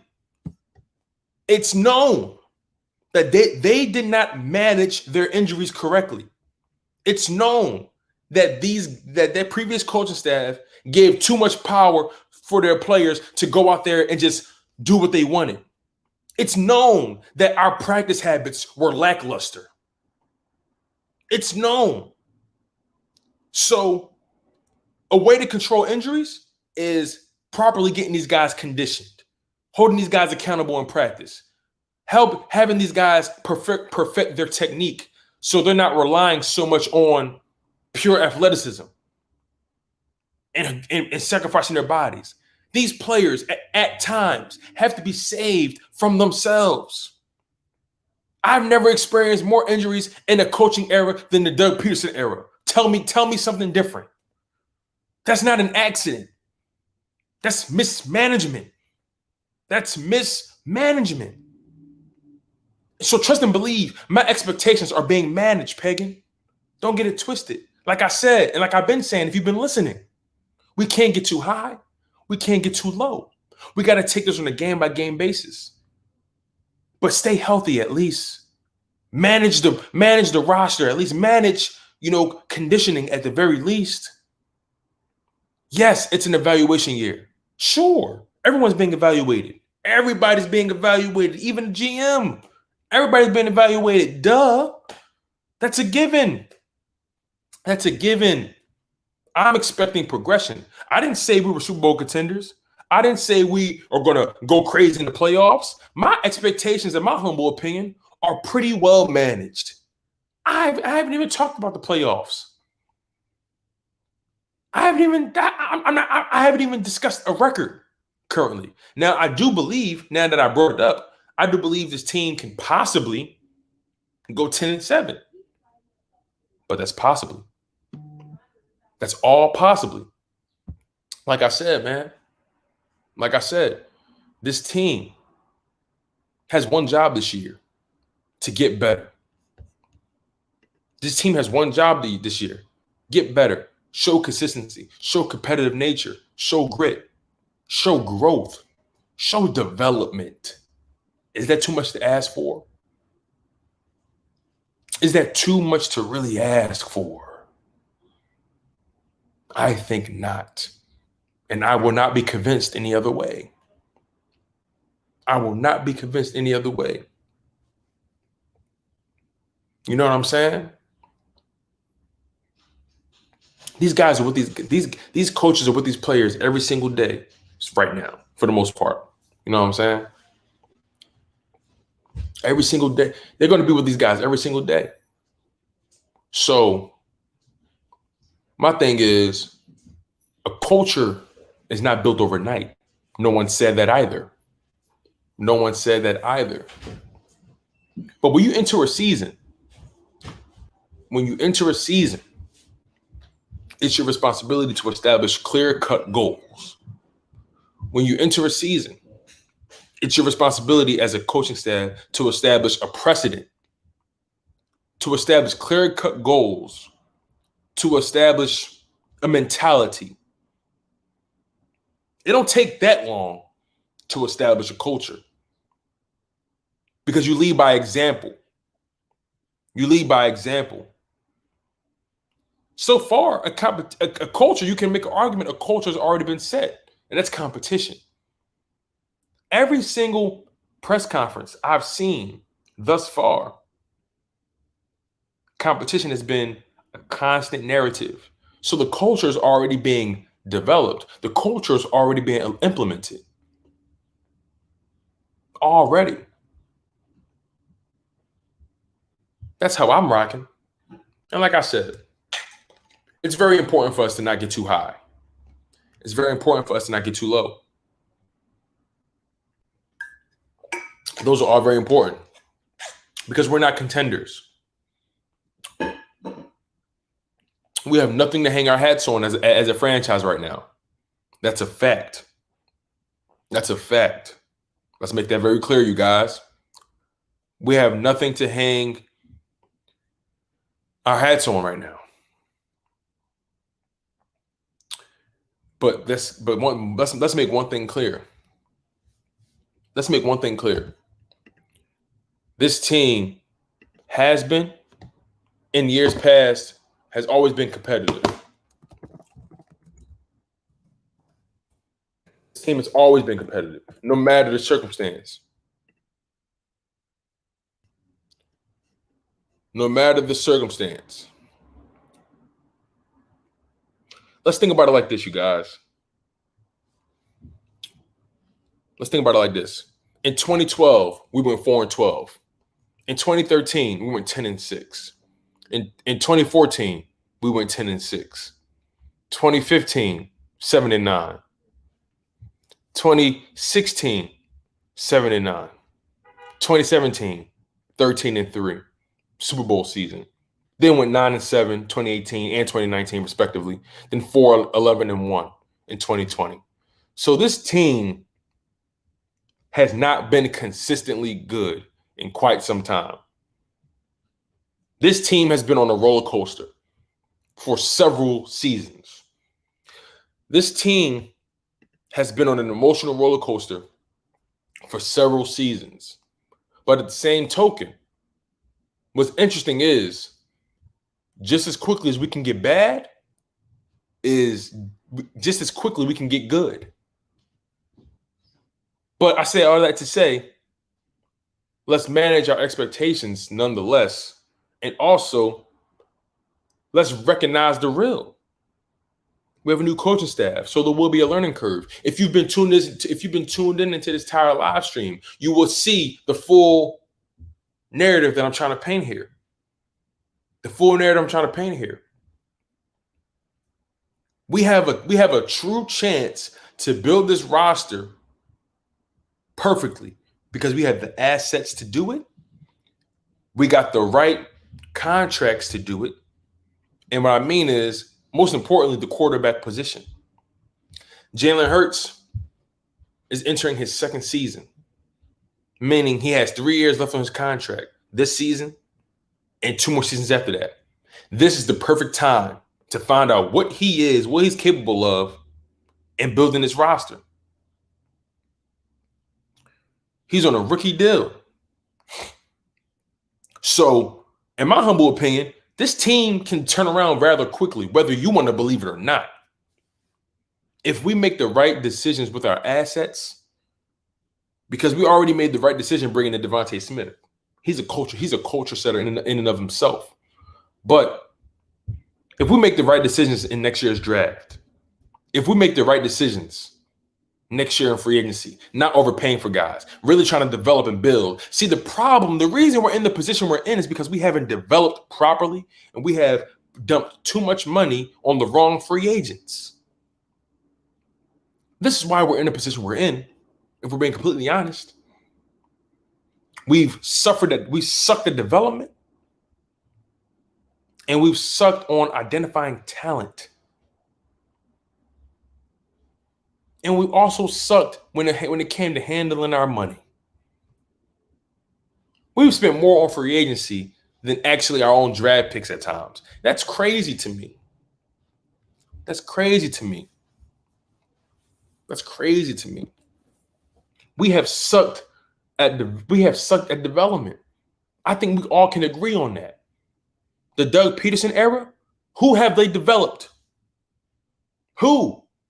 Give me a player. Who during the Doug Peterson era have we developed and we can say, damn, he turned out to be something? Who? I'll wait. But I want to get into some of these live chats. Will Kelly says we can hang our hat on the D line. I agree. I do agree with you on that. The D line has been very, very steady. Very steady. Brandon Graham, Fletcher Cox. Previously we had Chris Long. You know what I'm saying? I just talked about Derek Barnett being, he's underachieving. But in times he's giving us spurts. You know what I'm saying? We got Javon Hargrave right now. We brought in Kerrigan. You know what I'm saying? We brought in Milton Williams.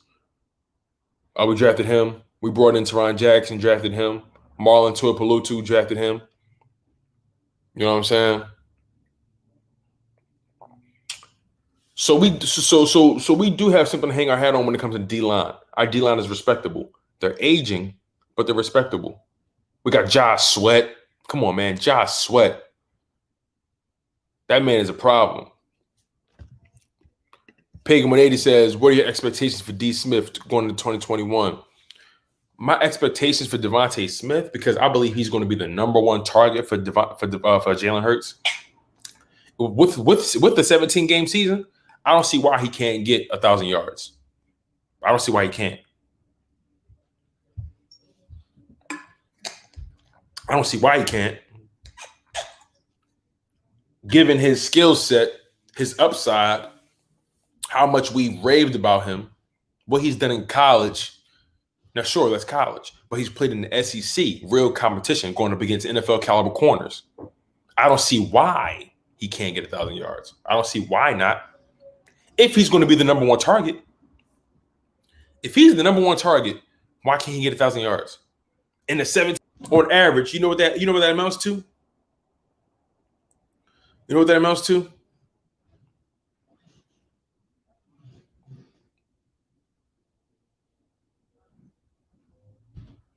That means all that man got to do is average 50. All he got to do, I just did the math. For him to get at minimum 1,000 yards, all he got to average is 60 yards a game. If Devontae Smith can't get 60 yards a game, why did you draft him? I'm putting that pressure on him. I'm putting that pressure on him. If you, in order to eclipse 1,000 yards, he needs to average almost 60 yards per game. Y'all don't think he can do that? In this new NFL, where cornerbacks can barely touch the wide receiver? Y'all don't think he can do that? I think he can do it. So I'm saying at minimum, why not? Why not 1,000 yards, especially if he's the number one target in a 17-game season, knowing the way this new NFL is designed for offense to excel, and just how talented he was playing in the SEC, going up against NFL caliber corners. Now, as far as touchdowns go, I predict maybe seven touchdowns. Maybe 7 or 6, maybe like 7 touchdowns. 1,000 yards, 7 touchdowns. That's a successful rookie campaign to me.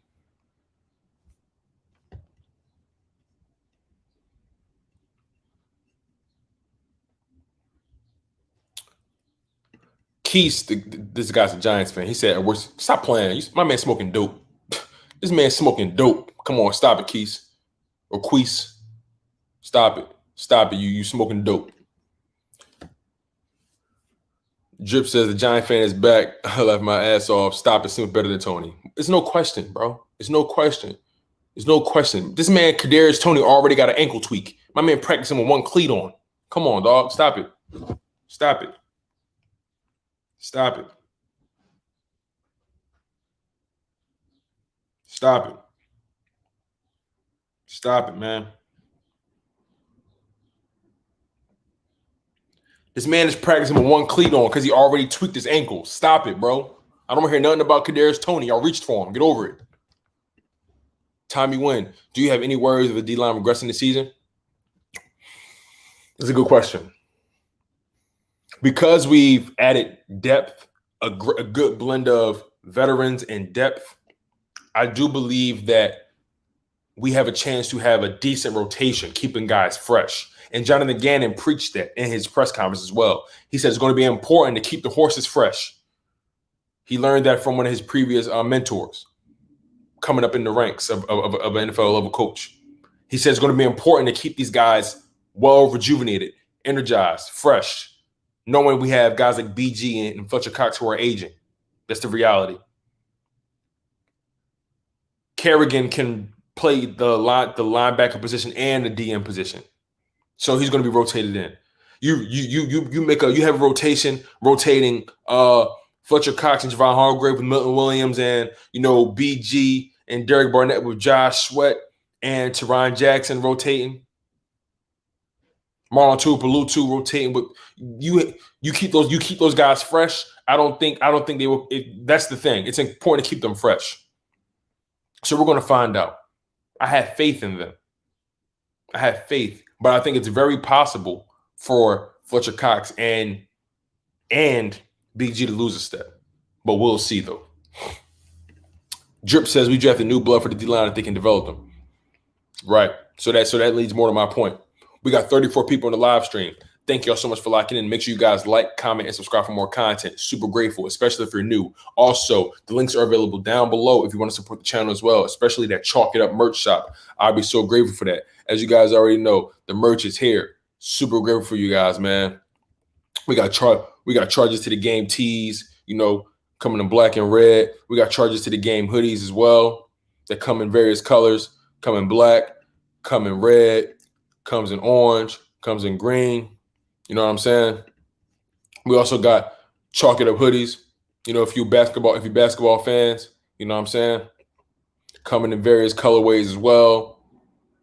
Super grateful for you guys for locking in and supporting the content. We got the Eagles hoodies as well. Chalk It Up. You know what I'm saying? The Eagles patch hoodies.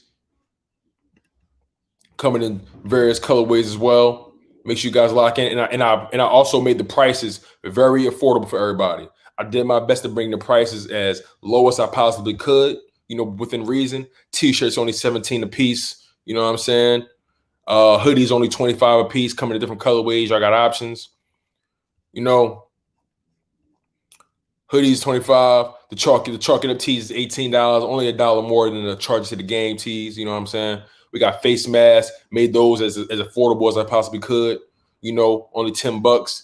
I only was able to bring the neck gaiters down to a little less than $20. You know what I'm saying? Neck gaiters, those things they're pretty, they cost a little money to make. So super grateful for you guys for locking in. You know, try to make everything as affordable as I possibly could. So definitely make sure you guys lock in on that. The Chalk It Up merch shop as well. The links are available down below in the description if you want to support the channel. So super grateful. You know, I'd be grateful for any kind of support.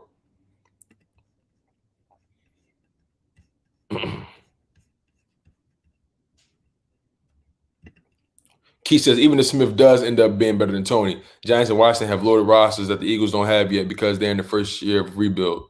Listen, man, your quarterback is Danny Nichols. Enough said. Enough said.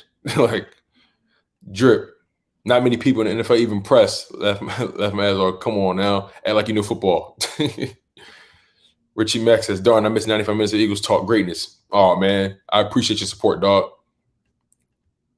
Mike Phillips says, same, but I was in the live when it started, but I left. Oh, okay. Pickens says, Hurts isn't that guy yet to get Smith the ball. 900 yards is more realistic for TD Smith. Bro, who are you a fan of at this point? Richie MC, Bateman going to have a better season than Tony. I agree with that. I agree with that for a fact.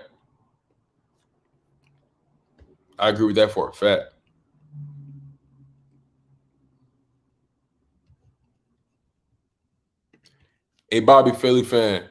Hey, stop cussing. I'm going to tell your mom. Sorry.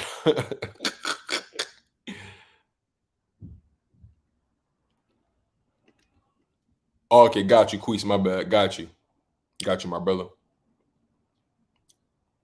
Richie Mack says Elijah Moore better than Tony, too. I agree with you on that.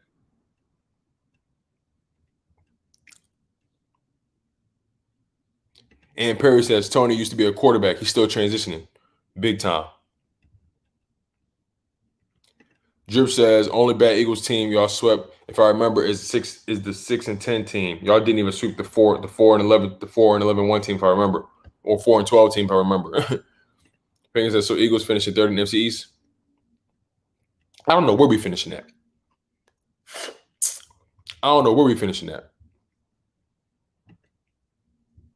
Quee says how was Tony a reach when he would have been going at 25? No, he wouldn't have. No, he wouldn't have. It's people that put Elijah Moore better than him. Rashad Bateman. Like, come on, man. You know he wouldn't have. Richie Mack says D. Smith is above all of them in a different stratification.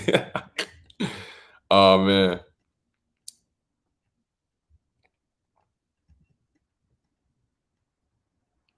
You're my man, Bobby Philly fan. Language, my man. All respect in here. All respect.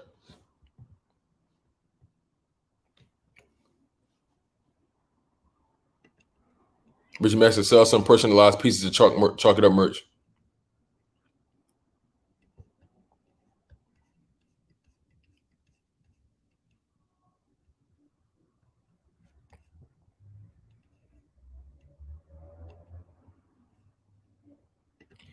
Pagan says, I don't know yet. I'm looking forward to see what Tony got. He seems like a Percy Harvin type, minus the migraines. And Perry says, Giants funny. Giants funny. So now Tony better than Smith, but they mad we took Smith and traded back and took Tony. Stop. I know. That's how I be feeling.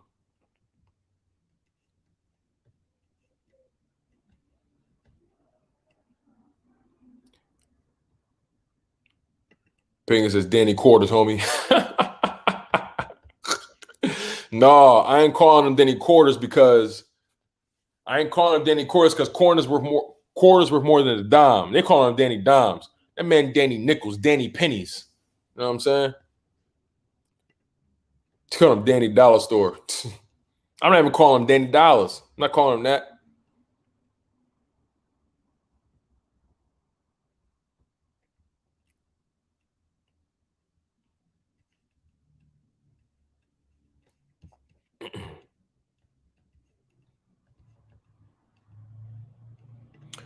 Bobby Phillips says Kadarius Toney is going to be a bust, no cat. Mike Smith says Eagles win the division. That's how I'm feeling. Drip says Danny throwing dimes to the other teams, John.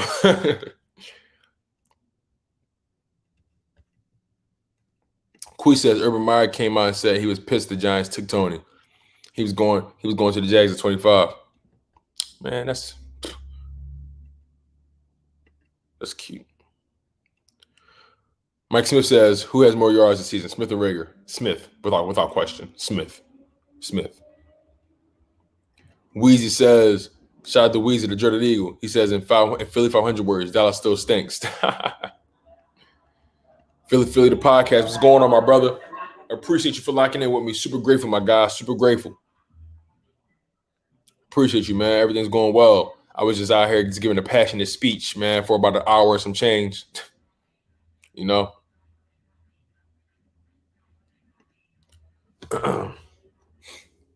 You guys, this live stream has been very, very enlightening for myself. I really, really make it a point to pay attention to what you guys are saying. I pay attention to what you guys are feeling. I pay attention to the challenging. I pay attention to all those things.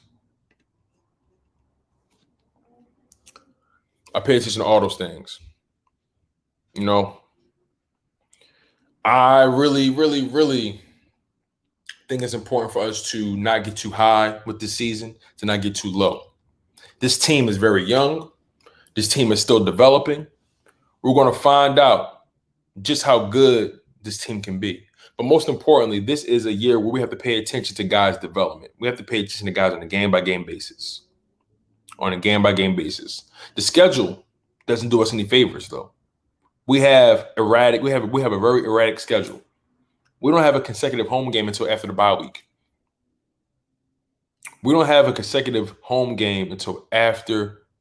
week. And that is a problem for me. We're going to be going back and forth. But one thing I can say, though, going into that bye week, we ain't got to get on another plane again. And that is huge. We ain't got to get on another plane again going into the bye week.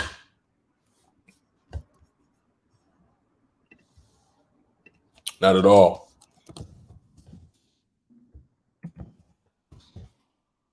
Really important.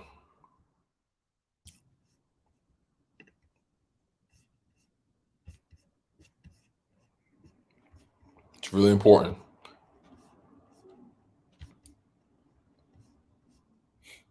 But I'm super grateful for the fact that we got football coming back. The team actually has an off season now. So we'll see how these guys mesh. We'll see how these guys develop. You know what I'm saying? Richie MC says 10 days until June 1st. What moves do you see the Eagles in around? What team do you see with the Eagles? No, what moves do you see with the Eagles and around the league? Okay. Well, I think the Eagles are going to go after a corner. The question is who? Now, Steven Nelson's market is very, very saturated. What I mean is a lot of teams want that man.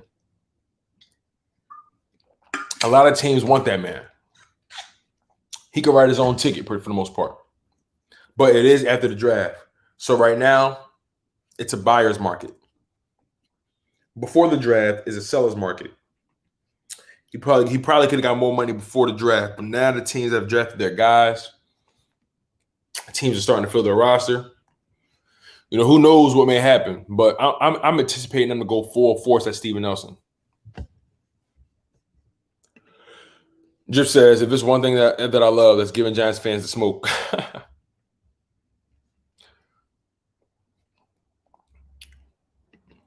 Rock the Artist says, what's up, bro? How you feeling, man? Super grateful, man. Thanks for locking in on the content. Pingan says, yeah, Philly needs hella help at corner. Big time, bro. Big time. Aiden Chris, thank you for coming into the live stream, my guy. I appreciate you. Excuse me. He says, you think Travis Fulgham has a better year this year or next year? I feel what you're saying. Coming into this year? Yes, I think he does. I think he does. Travis Fulgham, he was stunted.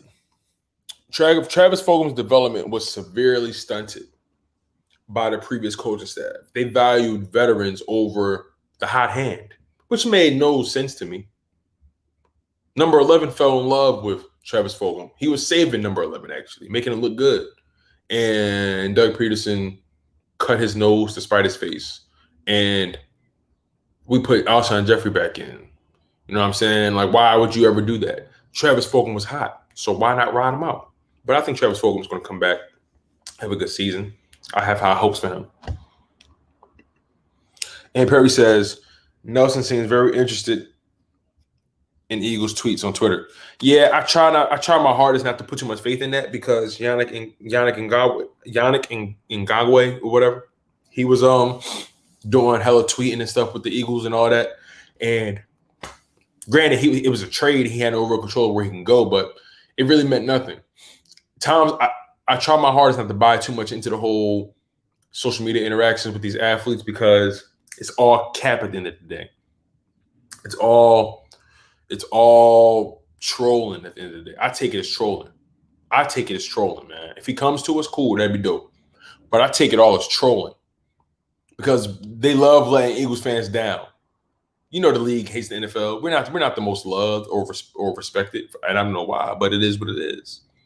So I don't put too much stock into that, Aunt Perry. I just can't. I just have a hard time putting a lot of stock into that.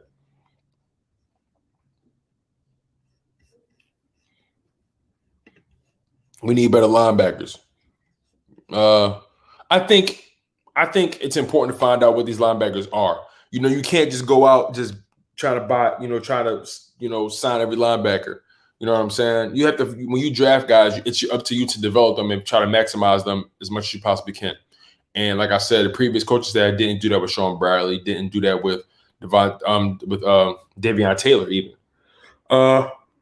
They felt like it was more necessary to keep guys like Nathan Gary in, who was a liability. A liability. You know what I'm saying?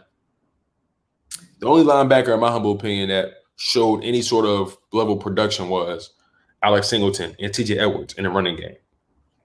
But other than that, you know, nobody really stood out. But Sean Bradley and Davion Taylor barely got true defensive snaps last year. Together combined, I think they combined for less than 7% or 8% of the total defensive snaps combined. So that means like they barely were even able to get on the field for some odd reason. The team didn't develop them properly. So I think we need to find out what we have. We got a guy like Eric Wilson who's coming off of a career season last year due to the injuries that happened with the Minnesota Vikings. He came in and did what he needed to do, had over 100 tackles, had a few interceptions. You know, he was very disruptive. So I think he'll be good as well. We'll see what he turns into. He's a Jonathan Gannon guy. So we'll see if Jonathan Gannon can take his game to the next level. We also got Jannard Avery, who's a natural linebacker. He was moved to the DN spot when we first got him, which actually stunted his development, stunted his growth, and he wasn't as good. So I think he'll be better served being moved back to the linebacker position, which is what we've done. Also, we got Kerrigan from the Washington football team, who's 32 years old. He'll be 33 going into the season, but he's very, very, very disruptive, has always given us fits. He was on a limited snap count with the Washington football team because of, you know, they wanted to play their young guys and, you know, Montez Sweat, Chase Young, you know what I'm saying? They wanted to play those guys. So I get it. But in the limited snaps he did get, he had 5.5 sacks. So he was very disruptive for the limited snaps he got. So I actually think we're actually not in a terrible position at linebacker. We have a good blend of youth, guys who are trying to prove something, and veteran leadership. So I'm not as down on our linebackers. Drip says, I ain't falling for that. Yannick did the same thing. Right. Big time.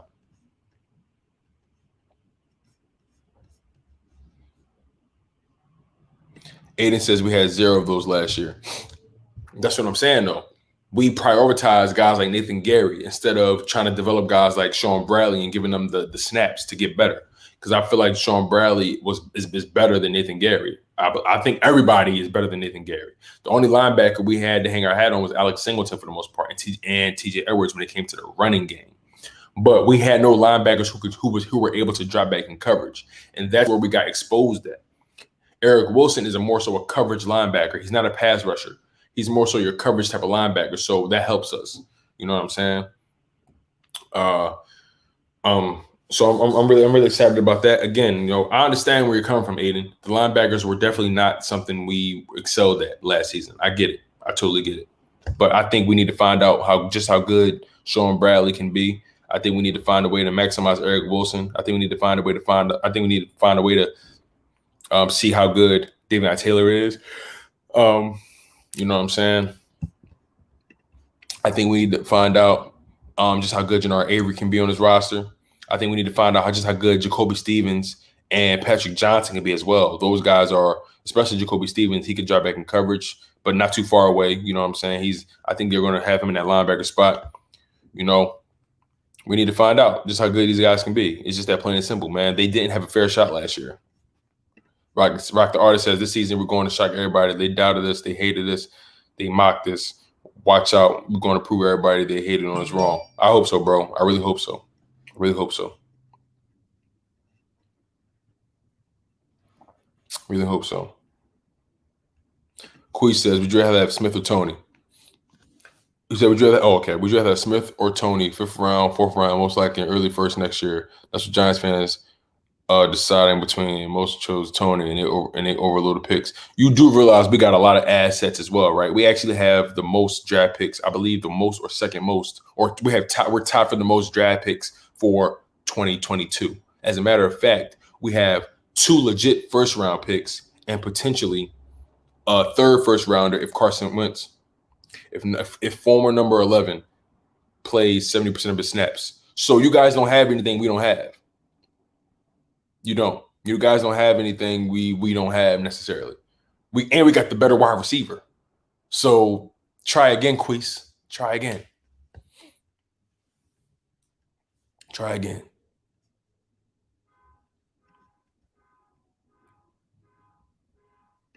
Drip says, I'm hyped to see Sean Bradley, Alex, and Eric Wilson.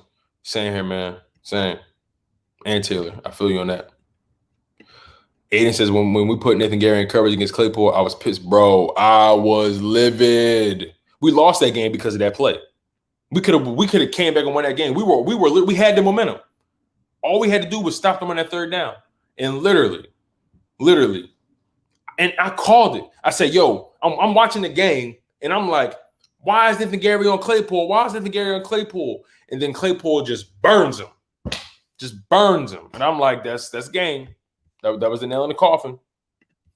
Tommy Wynn, what's going on? Says, I'm just hoping Howie doesn't have any say in who plays and who doesn't on game day. I'm with you on that, man. I'm with you on that.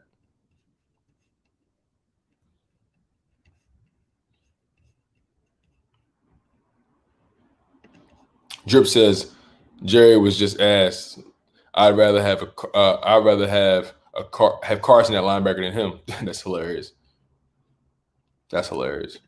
Versatile will pay dividends. Yeah, like the thing is, like we got a lot of versatile pieces on defense, and that's another thing that this coaching staff is trying to pride themselves on, bringing some versatile pieces in this building that can do more than one thing, but also finding that thing that they can do better than anything else and maximizing that. You know what I'm saying? Aiden Chris says, why are we always injured every season? Week 4, half the team hurt, strength conditions, do your job. That's what I'm saying, man. There was too much lollygagging. I'm telling you, bro. They did not have these guys ready. You can't convince me otherwise. There's no way we deal with these kind of injuries. That's conditioning. That's players getting too comfortable. That's the coaching staff not holding these players accountable for their conditioning. There's no way we're the most injured team 2 years in a row. There's no way. That's not just random. Man was facing the opposite way. Exactly. My man was chasing him. Singleton seems kind of thin for a linebacker. Yeah, they said the same thing about Jeremiah Owusu-Koramoah. But we're gonna see, man. Matthew Yukazomi said, you still alive? You know I am. I'm about to get off soon, though. Probably the next 10 minutes. Jock Talk says, ever since Doug was coach, our players got hurt. I think it was his practices. I'm telling you, they were too lax, bro. I never seen no injuries like this, man. He was too lax.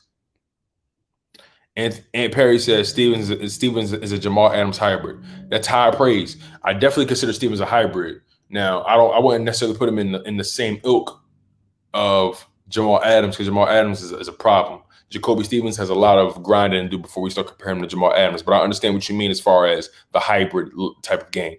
Most definitely, I understand what you're talking about. Drip says his practices and all that damn ice cream. Big time, bro. Big time.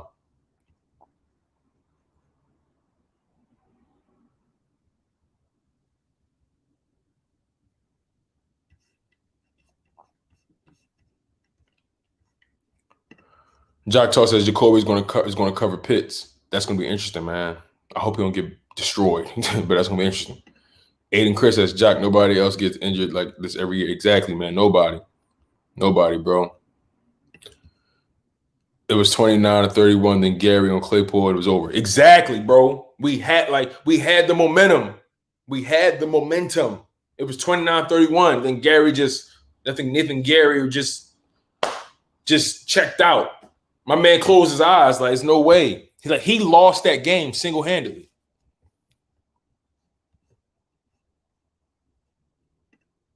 Queen says, I was speaking in a Giants fan perspective. That extra early first is insurance for Daniel Jones. That insurance, I think, is more needed in this situation for the Giants, and the wide receiver could have easily bust.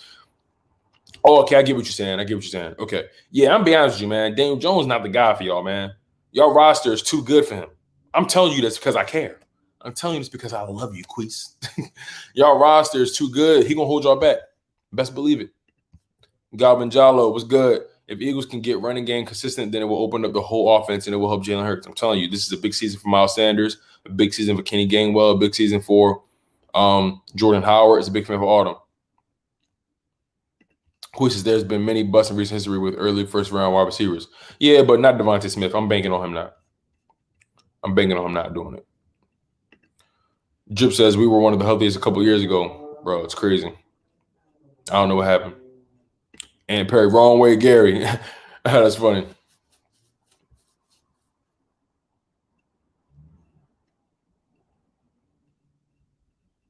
This is a place for all kinds of football fans. I don't care if you're a rival. I want the rivals in here. I want them all in here. Pagan says, Peterson won y'all Super Bowl. Please put some respect on his man's name. Okay, Pagan. Let's be very clear about something, man. Nobody's saying he didn't win the Super Bowl. But let's not act like Frank Reich. Let's not act like when Frank Reich left, he didn't lose his damn marbles.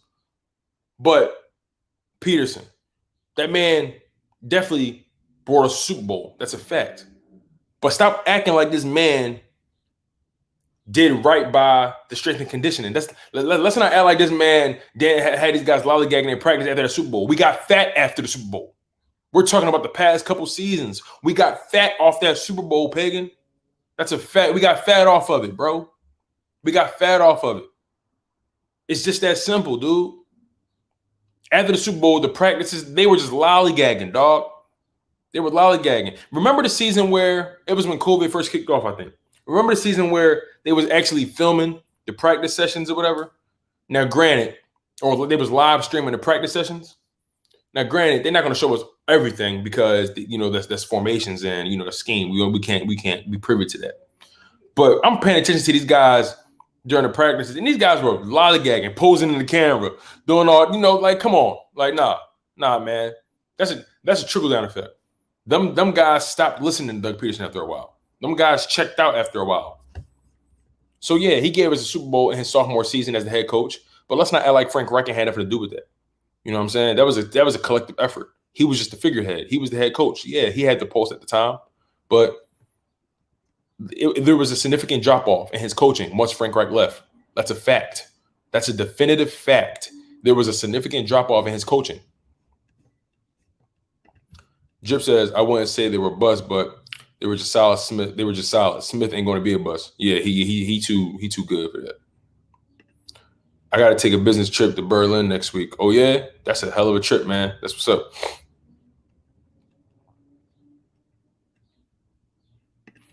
Quee says Shepard told the media that the last two coaches we had, Ben and Pat McAdoo, didn't do conditioning. What type of coaching? Right. So I'm saying, like, what is that? Like I don't understand. Like it's crazy. That's crazy. That's true. That's crazy. He fell asleep when that play, big time, bro. It was crazy. And Perry says Jacoby covered Pitts before when LSU played Florida and smacked Pitts good. Hey man, that's what's up. Hopefully he could cover him though. You know what I'm saying? Like that's my biggest thing. Richie MC, in the long run, Gary allowed the Eagles to get D. Smith. Praise Gary. Oh man, that's hilarious. Drip says Danny Jones going to fumble that rock. That O-line not even consistent. Yeah, man. Galvin Jallo said, I saw something today where it said Eagles trade and one of them was DK Metcalf for a first and Barnett. Do you think this could happen? No. I don't think that's going to happen, man. I don't think the Seahawks will trade their number one wide receiver for an underachieving defensive end in the first round pick. I don't think they would do that. I don't think so. And then DK Metcalf is going to demand a contract very soon. So I don't know if the Eagles want to put themselves in that kind of position either. Bashir Randall, my guy, my brother, what's going on, family? You know, I appreciate you, man. The vibes are wonderful. You already know how we getting down, man.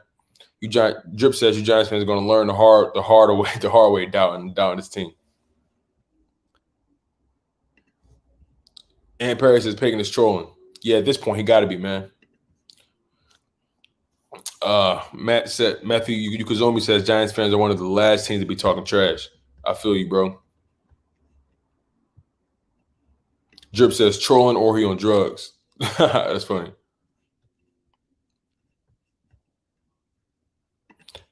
Quee says Peterson was a horrid head coach. I prayed every night he would get resigned. He would get fired. Most likely is what you mean. His failed fourth down calls on 4th and long where you had to lead were hilarious, bro. It was insane. I will agree with you that his decision making was putrid. I wouldn't say he was a horrid head coach, but his decision making was putrid.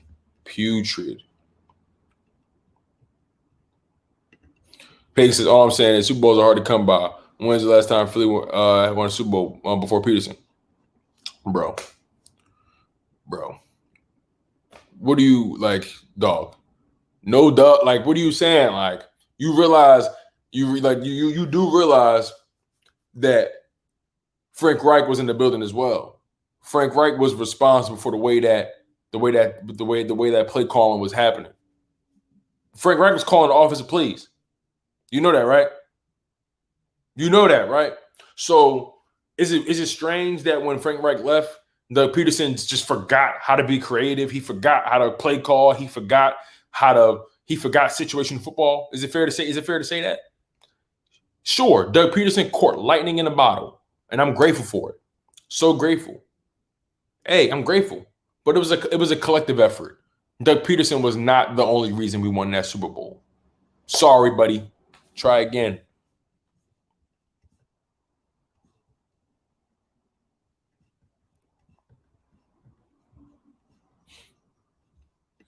Gavin Giles said I saw it on Bleed Green Nation, probably just with the what if trade. Yeah. And Perry says the only way they trade for DK is if Russ is known to be outie. Yeah. There's no way they trade DK knowing that Russell Wilson is disgruntled. They'd be idiots.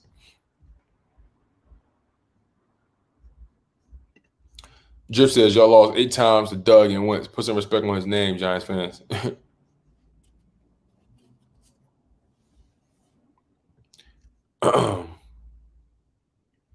Psycho C said, what's up, Tone? Hey, what's going on, family? Appreciate you for coming in. Yeah, Bobby, you is doing too much. Drip says Super Bowls are hard to come by when it's teams like the Vikings who suck, but everyone else in their conference is worse. Cough, cough, Cowboys. Oh, man, y'all killing me, man. Jock says, hell, if you watch the Eagles Super Bowl, it was Nick Foles that called it Philly special. Like, come on. Like, thank you, Jock. Good point, Jock. Good point. Very good point. You want to know where Doug Peterson you want to know where Doug Peterson was good at? He was good at taking risk. And then eventually that wears off because when you're losing, They're not, when you're losing, they're not risk. They're just boneheaded decisions. Like all that going for on fourth down, that's cute when you win, and then, but when you consistently and perpetually are dropping the ball, like it makes no sense to keep doing it. It's ridiculous. It's ridiculous. You already know, Jock. Richard says, like the Tyson shirt decal. You pay-per-view in the Wilder versus fight on June, July. You know I am. I'm watching that, man. You know I am. I'm not gonna lie though. Deontay Wilder, that first one, it was a draw. He got lucky because after a certain point, Tyson Fury started outboxing him. But since he knocked him down like twice or something like that, it evened out. But the second one, the second one, Tyson Fury was boxing him up. Tyson Fury was getting right with him. So Deontay Wilder better be working on his technique, his fundamentals. You know what I'm saying? Because the thing about Deontay Wilder, he's not a technically sound boxer. He's all power. You know what I'm saying? So it's important for Deontay Wilder to come back way smarter as a boxer rather than just focusing strictly on his power. You know what I'm saying? He can't try to. Tyson Fury is too technically sound, man. He's too technically sound.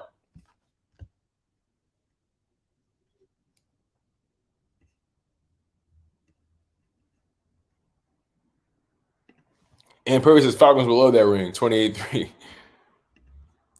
Drip says a lot of other people in 2017 need more credit than just Doug. Exactly, man. Exactly.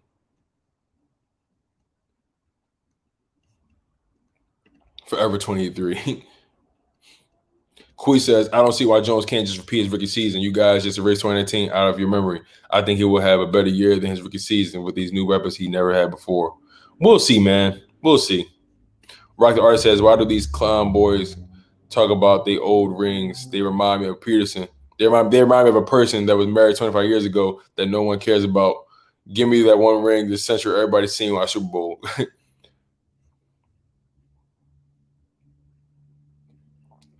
Jock Talk says, it was funny earlier. You mentioned Real Doe Holyfield. You have a tight shirt on. I know, right? I know. I did that on purpose. Oh, man. I bet most of these franchises would take one Super Bowl and have a bum coach. Vikings, Browns, Panthers, Cardinals, say less. Charles Queen, what's going on, family? Thanks for locking in, my guy. Thanks for locking in. Tyler Walker Devon, Fury is a technical cheater. Drip says, so you need 18 fumbles with 11 loss left in my ass. Oh, I'm dead. Rashawn Sanders is going on. I'm late, big homie, but I missed. I ain't gonna lie, Rashawn, you missed a lot, man. You missed a lot. I'm about to get off this joint pretty soon, though. I ain't gonna lie. You missed a lot. Jock says, I was at the Tyson versus Holyfield fight. What? That's crazy. That's tough, bro. That's tough, OG. That's tough. And Purvis says, Drip, exactly. We played the same team a year later. Same guy, quarterback. So stop shitting on our ring. At least it's 2017. Oh, man. You guys, I'm so grateful for you guys locking in on the content. I'm super grateful, man.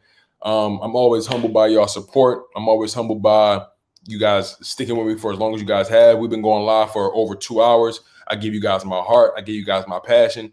I gave you guys my ideas, my expectations. Like I said, it's very important for us to not get too high. It's very important for us not to get too low. We have to manage our expectations with this team. We have to also take what these guys say in these press conferences, with a grain of salt at the end of the day. They can talk a lot. They can give us a lot of motivation. They can say all the right things. They can give us all the sound bites, but they still got to throw that ball. But nonetheless, I'm happy that the energy is moving in the right direction with this organization. I'm grateful that we have some pretty smart people in the building who are hell-bent on developing these guys, who are hell-bent on adapting their scheme to their talent rather than forcing a scheme down these players' throats. Pause. And I'm also glad that we made some pretty good decisions in free agency, even though we were searching in the bargain bin. But we made some good decisions in free agency, and we made good decisions in the draft and even in the undrafted free agent pool. So I'm just grateful for the way things are starting to play out right now. Again, we have to manage our expectations. This is going to be a very interesting season. Like I said, and I'm locking it in. I'm punching it in. I think this Philadelphia Eagles team can go 10-7. And if I'm wrong, I'm wrong. And if I'm right, I'm right. It is what it is. We just got charges to the game.